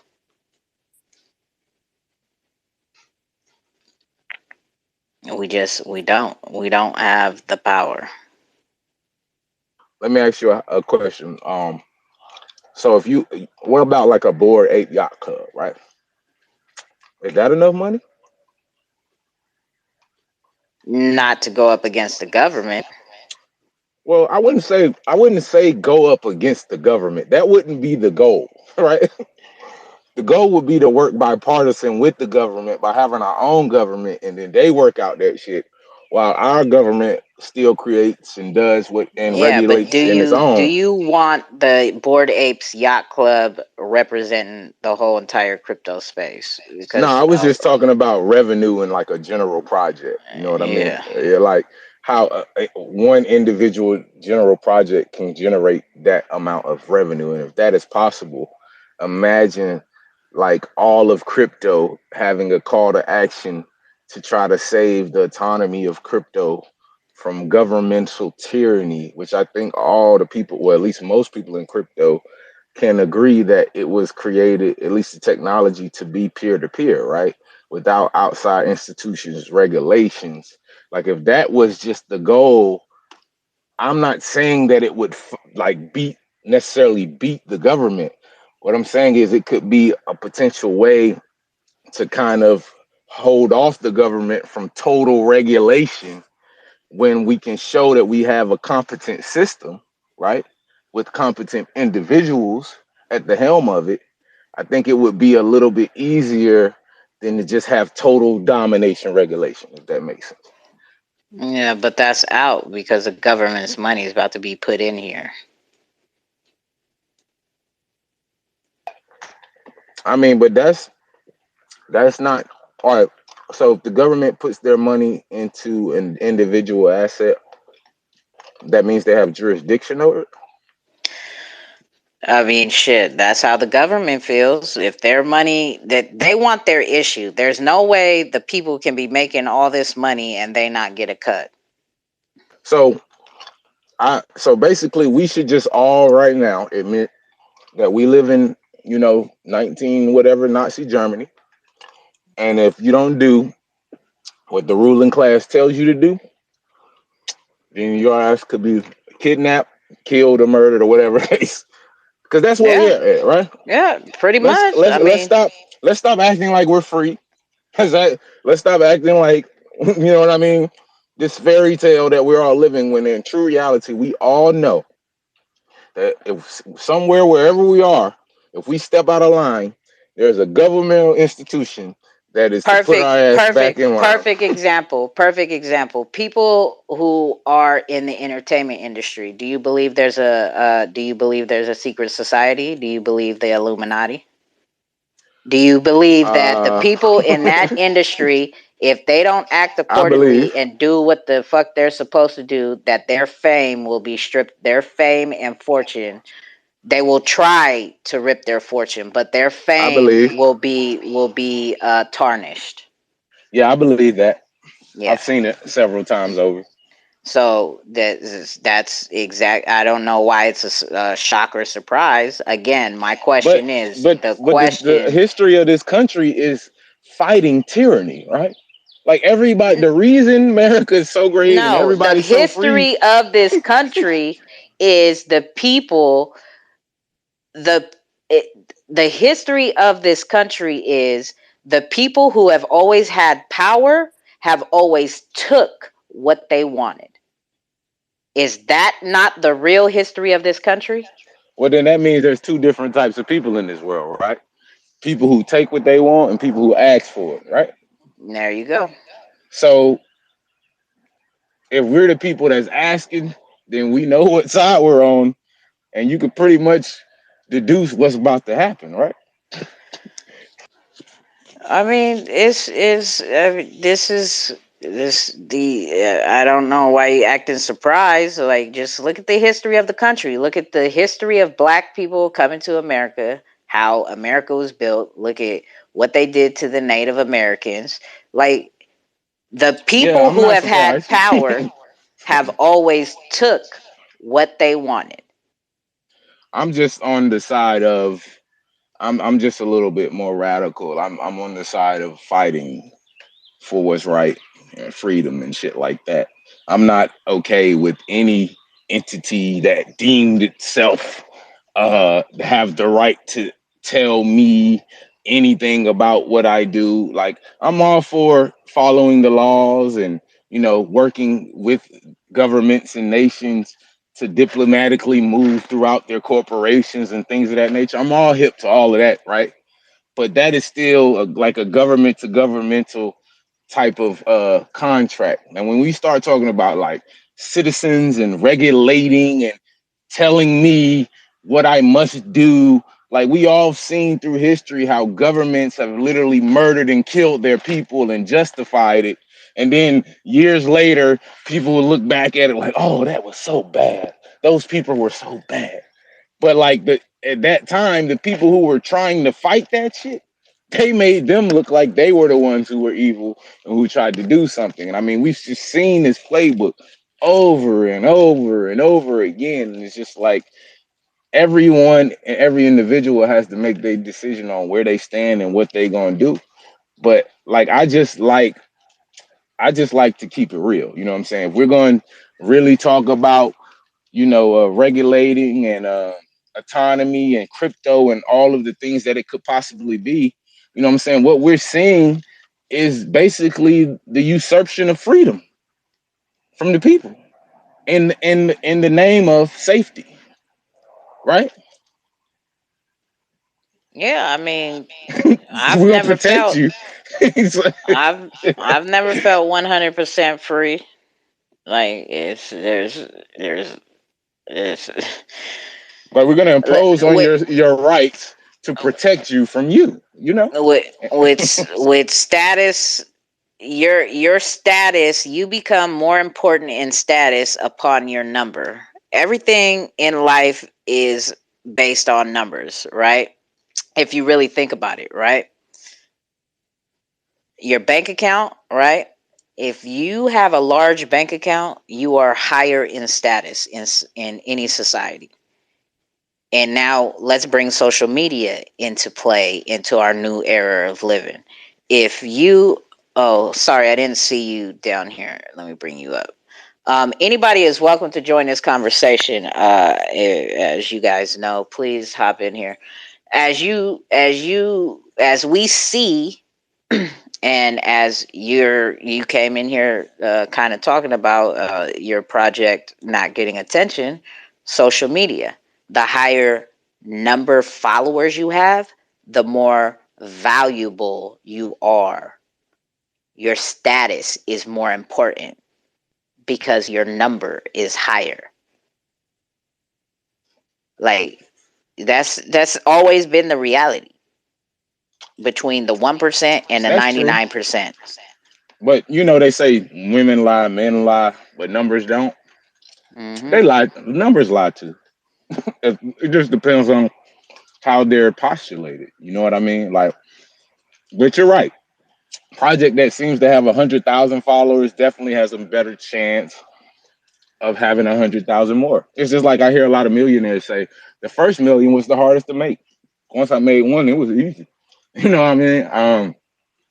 But as far as the project goes, like I said, we're not really worried about it. We have our own community outside of the crypto community, or we deal with other things, and we're slowly bringing a whole sector of and different demographic of people into the XRP ledger, into the blockchain and the Web3 technology.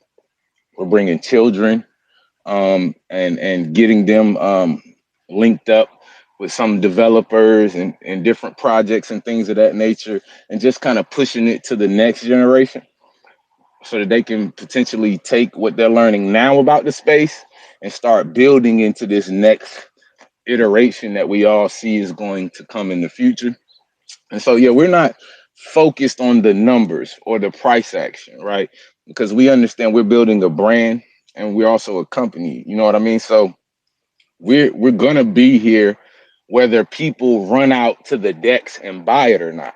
You know what I'm saying? We already have a base demographic. We already have apparel. We already have certain things in place. Just putting ourselves in a position to where we can interact with more children, more people who aren't privy to this information. You know what I mean? We don't really interact as much with the people who already trading and doing all of the things that we pretty much help people with, right? We're going into spaces where people don't know anything whatsoever, and we're basically taking them from not knowing anything into being know how to get tokens on the XRPL, trade, know what the order books look like, know how to analyze a chart, like all of these little things that give them an opportunity to actually have success in the space. And that's where our utility lays, and that's where we're going to stay at. You know what I mean? So however long it may take, that's not really of concern to us. It's about the actual people that we're able to help, the actual amount of children that we can actually bring into this space and other people into this space that may have not been privy if we weren't around. That's what we're basing our things on, not our numbers, but our results, right? And so with that understanding, you know, we understand that our project is going to be slower than others, but you know, we got a nice little project right now, you know, and we also always looking to expand. Y'all can go check out our Twitter page and our link tree, and it has our Telegram and Discord. Y'all can definitely come in, you know, just chop it up about anything. We just sit back there. We're also pretty much 24/7 for anybody who needs crypto help. So if you're in our Telegram, depending on what part of the world you're in, you know what I mean? If you come in there and you need to ask a question or anything, just chop it up about crypto. We have people from all over the world as well. So usually you'll be able to find someone to chat with, you know, and just converse about the space if you having any issues. So yeah, we're just like you, 2Code. We're not necessarily worried about grabbing everyone and pushing out our project as much as we're trying to create a safe space and the community around the space. You know what I mean? That's where home base is going to be, and that's where we're going to have the most success, actually investing in the people and actually investing into them and trying to help them move forward and progress in their own realities. And by default, those people would take care of the people that help them do it. Like, you know what I mean? But yeah, I digress.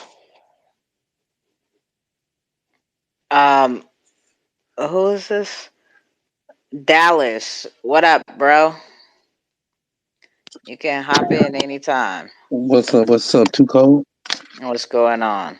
What's up? Digital. What's going on, my brother?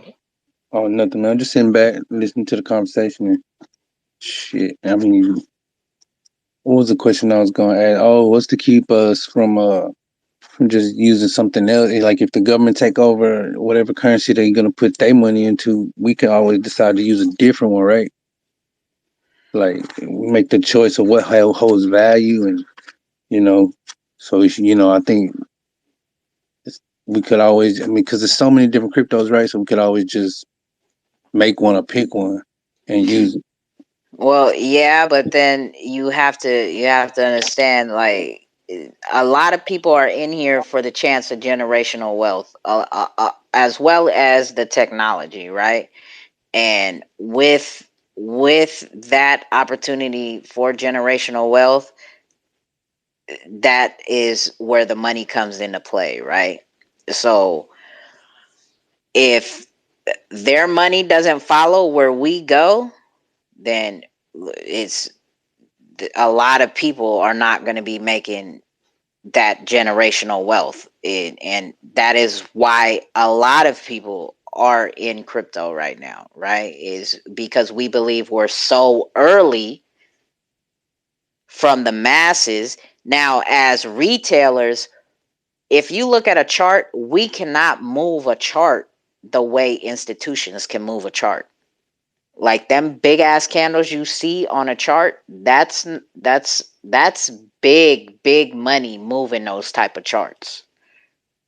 That ain't people like us. And I don't care if it's 10,000 of us moving it at the same time. Yeah.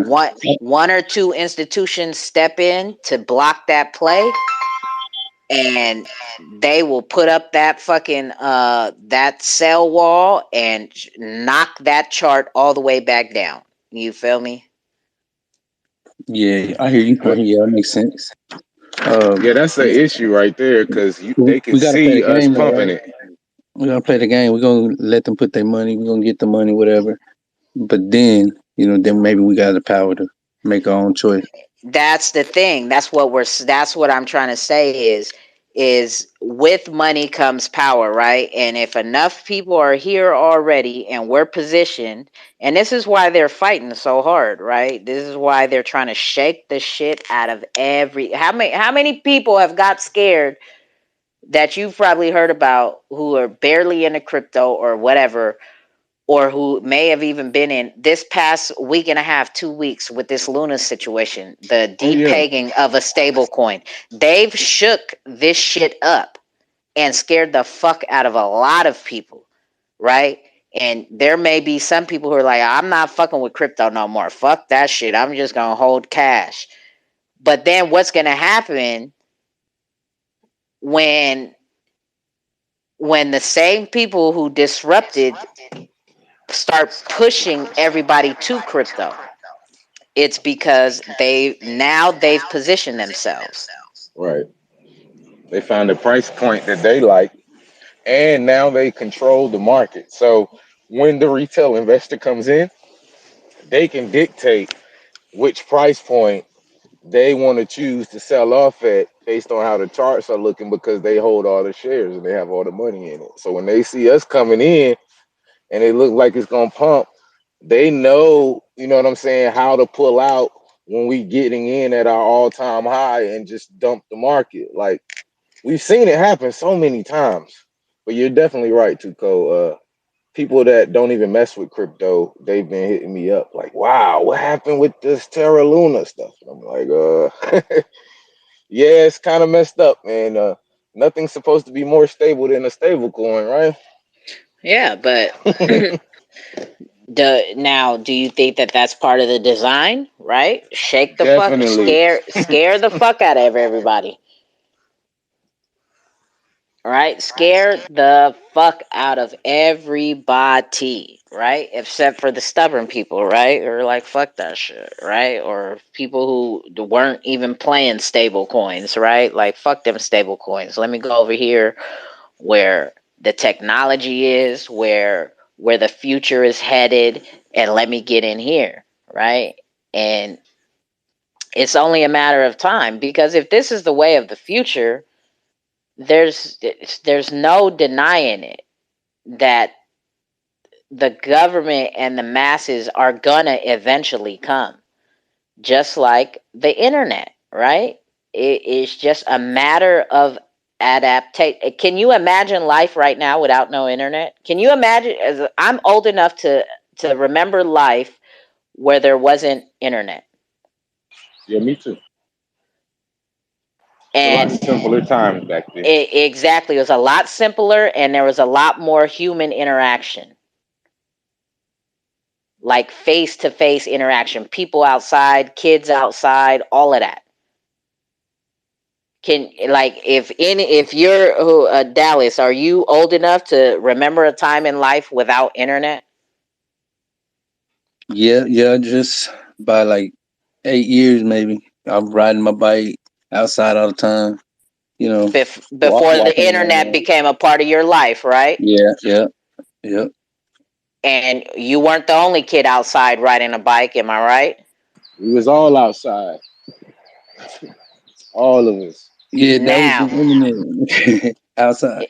exactly. And now, so right now is that same time, around that time of your life, right? Where the internet started coming around. Now, when it started coming around, the kids didn't just disappear instantly from the streets. Computers weren't just in every single house immediately one day. It took time. And again, it's the blessing and the curse is being this early. Like, the government, I wasn't into the news way back then about the internet, but I do remember some, news articles saying the internet is going to crash and the internet is not the way of the future, like all of that. And I mean, shit, just looking back at it now to what I understand of the ways in the world and politics, it's like, yeah, they wasn't ready for that technology because they didn't build that technology. What they build, they will push and market. What they don't build and the people build, they will fight against, scare people, then get themselves involved, and then push it to everybody. Look at what we had. We had Obama phones. The president was giving out cell phones with internet connection to the underprivileged people.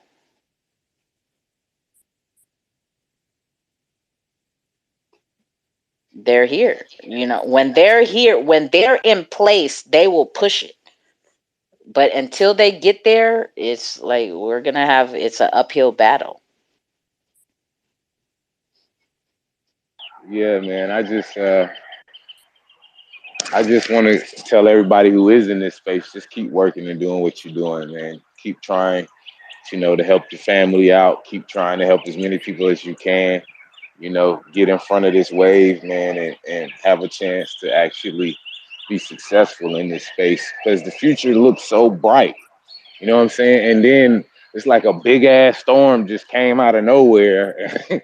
And you know what I mean? Now it's kind of hard to explain to people who ain't privy to this information about what's really going on with the volatility, with all the rug pulls, with all of everything. It's hard for just a regular little business to get out here and just, sell some newspapers. Yep. I mean, it's the ways of the world, man, and it's just until, like you said earlier, until the power gets back in the people's hands, it's just a matter of us playing games and positioning ourselves to be able to break away from them. Because until the masses join and wake up, it's not too much can change. Like, because one person can't change the world. They could try as hard as they want, but it's to reach, to have that type of a reach, to make that type of a change. It does take one person to spark the flame, but then that flame has to keep burning within. It can't fizzle out. It can't slow up. It can't get put out, and like it has to. The flame has to grow bigger and bigger, right? And until we get that type of a move, like if I was a truck driver in America, because I believe in movements, I believe in standing for shit. I'm invested in AMC, and I've been invested in AMC since January of last year. It started out as a money play, but then all the research that the AMC apes have done, and the research I did from the research they did, and watching YouTube videos break things down and explanations and rules in the fuck, I forgot. I haven't been on that side of the fence since I found the ledger, but all the things, the rules and regulations for the stock market, that all the shit that they've been violating and been doing, that's why I still haven't sold one share, right? And with what Canada did, if I was a truck driver, I would have parked my truck and I wouldn't move shit. But that wouldn't help. It wouldn't help. It would make me feel better because I know I'm standing for something. But me alone, being the only truck driver on the other side of the border from Canada in the United States doing that, how does that create a movement if I'm the only one doing it? Right? And it gotta be maddening because you hear the grumbles of all the people who are so unhappy with what's going on, right? But they don't want to stand for something. It's crazy, right? Yeah. Yeah. It's they don't want to stand for something, and it's because of, I mean, call it whatever, the fear, the whatever. Don't call me brave, right? I just think differently. I don't call me an extremist, a radical thinker or whatever, but there's like, it's go big or go home. Don't talk about it, be about it. Like if there's like a problem, like, and you feel you have the solution, then do it, and don't just keep talking about it, right? Like, but after a while, if you're the only one who is doing it, just like you talking to people about crypto in your family or your best friends in your friend circle, whatever, anybody in your intimate life, you may have, once you found crypto and you understood it and felt that this was the way of the future and it could create generational wealth for not only just you, but for anybody that's close to you. How long did it take you to stop talking to people about crypto? Because you just It got took about tired. 90 days. 90 Yeah, days. because you got tired of people looking at you crazy, saying, "Oh, that's weird. That's internet money. It's fake. It's bullshit. Like this, that." So now you just like, fuck it. I'm just gonna do what I need to do. And now here you are, Twitter Spaces, finding people with the same like minds type shit. But you just trying to stop trying to not force it on people, but you stop trying to inform people. So if I was the only truck driver in America and I stopped my truck and I spoke to every truck that went by for 30 days and not one truck pulled over beside me, I'd get back in my truck and be like, fuck it. Like, now I gotta fucking, my mind, I would Now have probably said, you gotta create your own trucking company then. yeah. So That's my how you take mind, it to the yeah, I probably wouldn't have even did that. I would have just said, fuck this trucking shit. Like, I'm not going to move shit across the states for nobody, for nothing. And I would have just found something else to do. That's how radical I get with my shit. Like, fuck it. Like, nobody else want to do shit. I'm not doing it. Like, I'll be the one I'll be the one to stop my truck, try to get people to stop their trucks with me. They don't want to, and then I'll just walk away from the whole entire shit. Like, fuck this whole shit. Are you familiar with the term ideological subversion? No. Okay, so it's like real quick. It's like this concept, right? That you basically they say that the KGB implemented on America, and basically it has a few processes where you demoralize, you dehumanize the population, you do certain intricate things to the population to where they no longer have the ability to logically think for themselves, and so no matter what information they're presented with, they won't truly be able to comprehend it or encompass it until it's actually too late. And that's kind of like a byproduct of ideological subversion. Y'all can go look on YouTube. There's a guy named Yuri Bezmenov who's like a ex KGB guy who talks about this subject back in the 80s, right?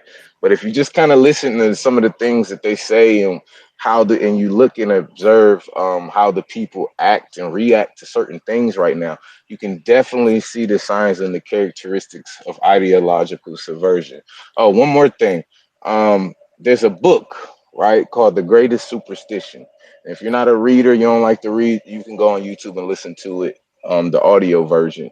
But I recommend that everyone go listen or read that book. Very enlightening.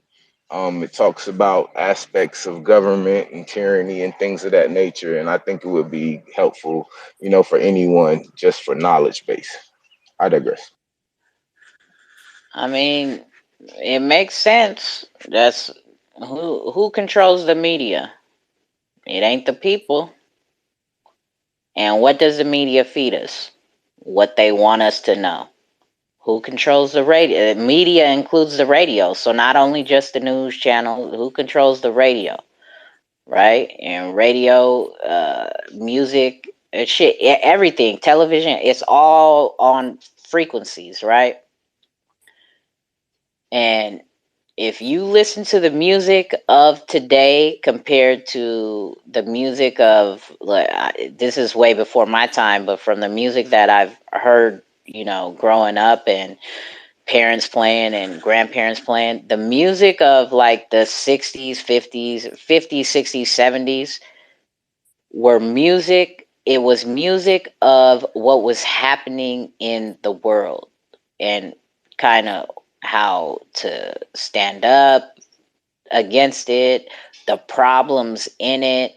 You listen to today, a lot of today's music, and what is it? It's just a whole bunch of fucking noise and chaos. I fucked your bitch at the club. I got all the bands, Make It Rain, Lambo Chains, Bling Bling, Poppin' Champagne, Shoot 'em Up, Gangsta Style. That's the music. The R&B music of today. What is R&B music of today? Let me fuck you in the shower, get out the house, like my girl's coming home. What is like for that's this is what yeah, And the I crazy believe it. thing is that none of the entities that's postulating actually controlling any of this shit. Like they're not like you think it's a coincidence that all the rappers and shit talk about the same shit now? Not Like at no, all. they're like these companies. They're paying. They definitely have a specific agenda. You know what I'm saying? To postulate a death culture. You know what I mean? If anybody don't know that, it's easy to see. You can just look at the tempo and look at, like you were saying, the frequency of the music, and not only the frequency but the content. We There's are no substance. that's why I was telling y'all about ideological subversion. Like this is a demoralized state that we're in, right? A dehumanized and a demoralized state where people don't really find value in people anymore, right? No, Everything is about. people Go do ahead, go ahead. not value people. People value things.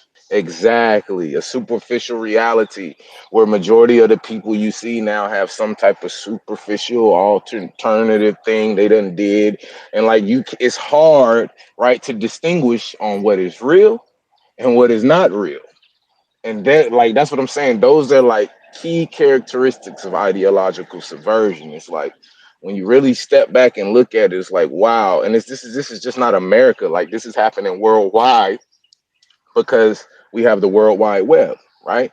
So when certain events and things happen, the media can take these things, spin them, and the governments have always used media for propaganda and shit like that. You know what I'm saying? So it's just like the people who usually are getting the propaganda used on them don't know it's propaganda. Like that's the point.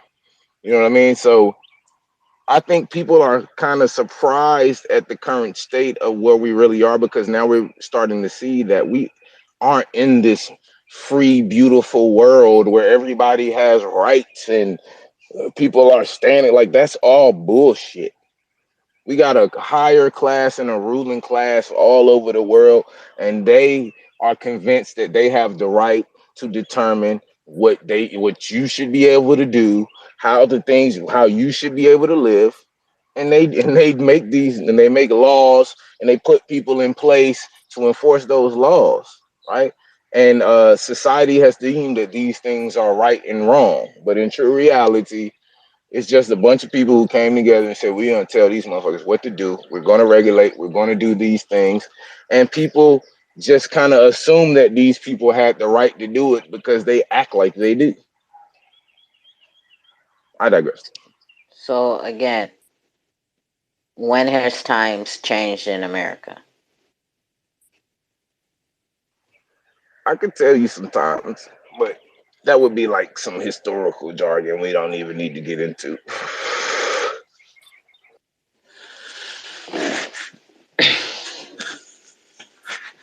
Ouch. Or Jakes, where's your ass at, man? Your ass sleep? Get your ass up. Um, yeah, it's just is we just keep doing what we're doing. That's all we could do is being here and being ready when the masses do come and pointing them in the right direction and giving them the right information.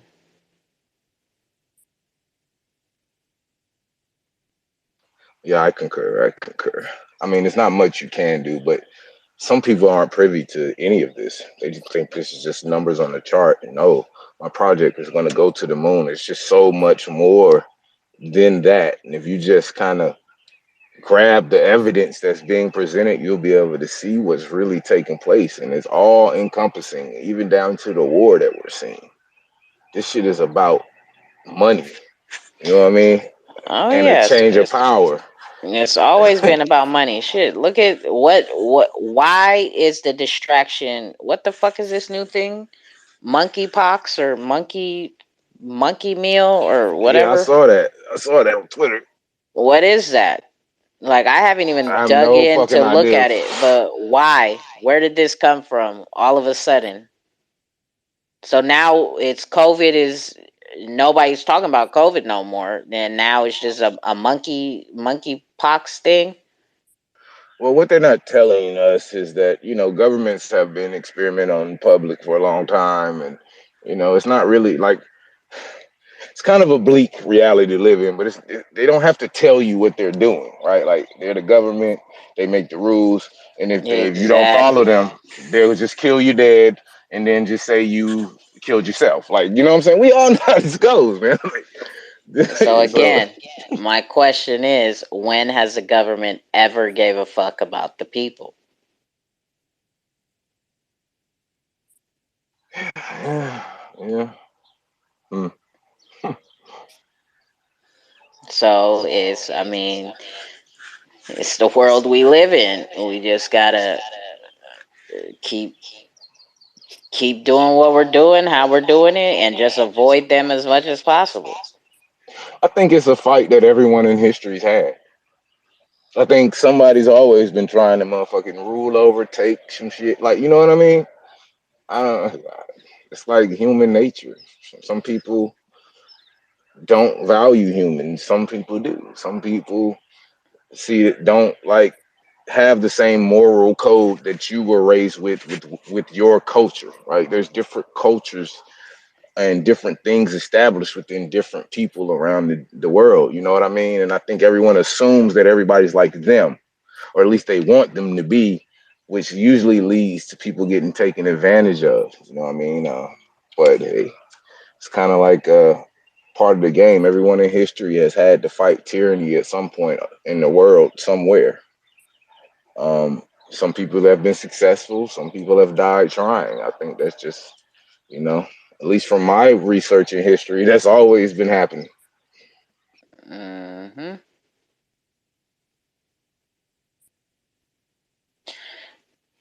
This is the times. So with crypto, I mean, this is our opportunity to, I don't know, break free from it, like, and just create that generational wealth and those opportunities, for hopefully ourselves, right? Because hopefully it happens within our lifetimes, or we're definitely doing it for the people we're going to be leaving behind. Yeah, that's a fact. Hey, I'm gonna get out of here. I know you sound tired too, too cold. I'm gonna get up out of here. I ain't gonna take up much of your time, but I appreciate you having me, and I'll be talking with you in your DM about when we can make our appearance. You know what I mean? And we'll chop it up then. All right, for sure. Yeah, peace, peace, everyone. All right, have a good one. Be Yeah, yeah. safe. You as well. Oh hell You, nah, Jakes. Now you your got motherfucking ass want to show up, you got a lot of recording to do. motherfucker. Now you want to speak? You ain't shit. You got what you talking about? You didn't say 2 words the whole fucking conversation. Oh man, but I heard y'all though. I heard y'all though. It was interesting if they um, kind of cleared out the whole cookout. But, Yeah, check your DMs. Um, yeah. So with that being said, we were gonna shut it down a while, but we got into some heavy conversation, some interesting conversation. So thank you everybody for pulling up to the cookout. We appreciate you. Thank you very much. Tomorrow we will be doing the cross chain pub crawl. That is at the top of the space call. We will be having Mad V Apes in H Bar Steakhouse, Expectar from the XRPL, and Combat Kanga from the XRPL as well. So, opportunity to learn about some different projects on some other blockchains and all of that good stuff.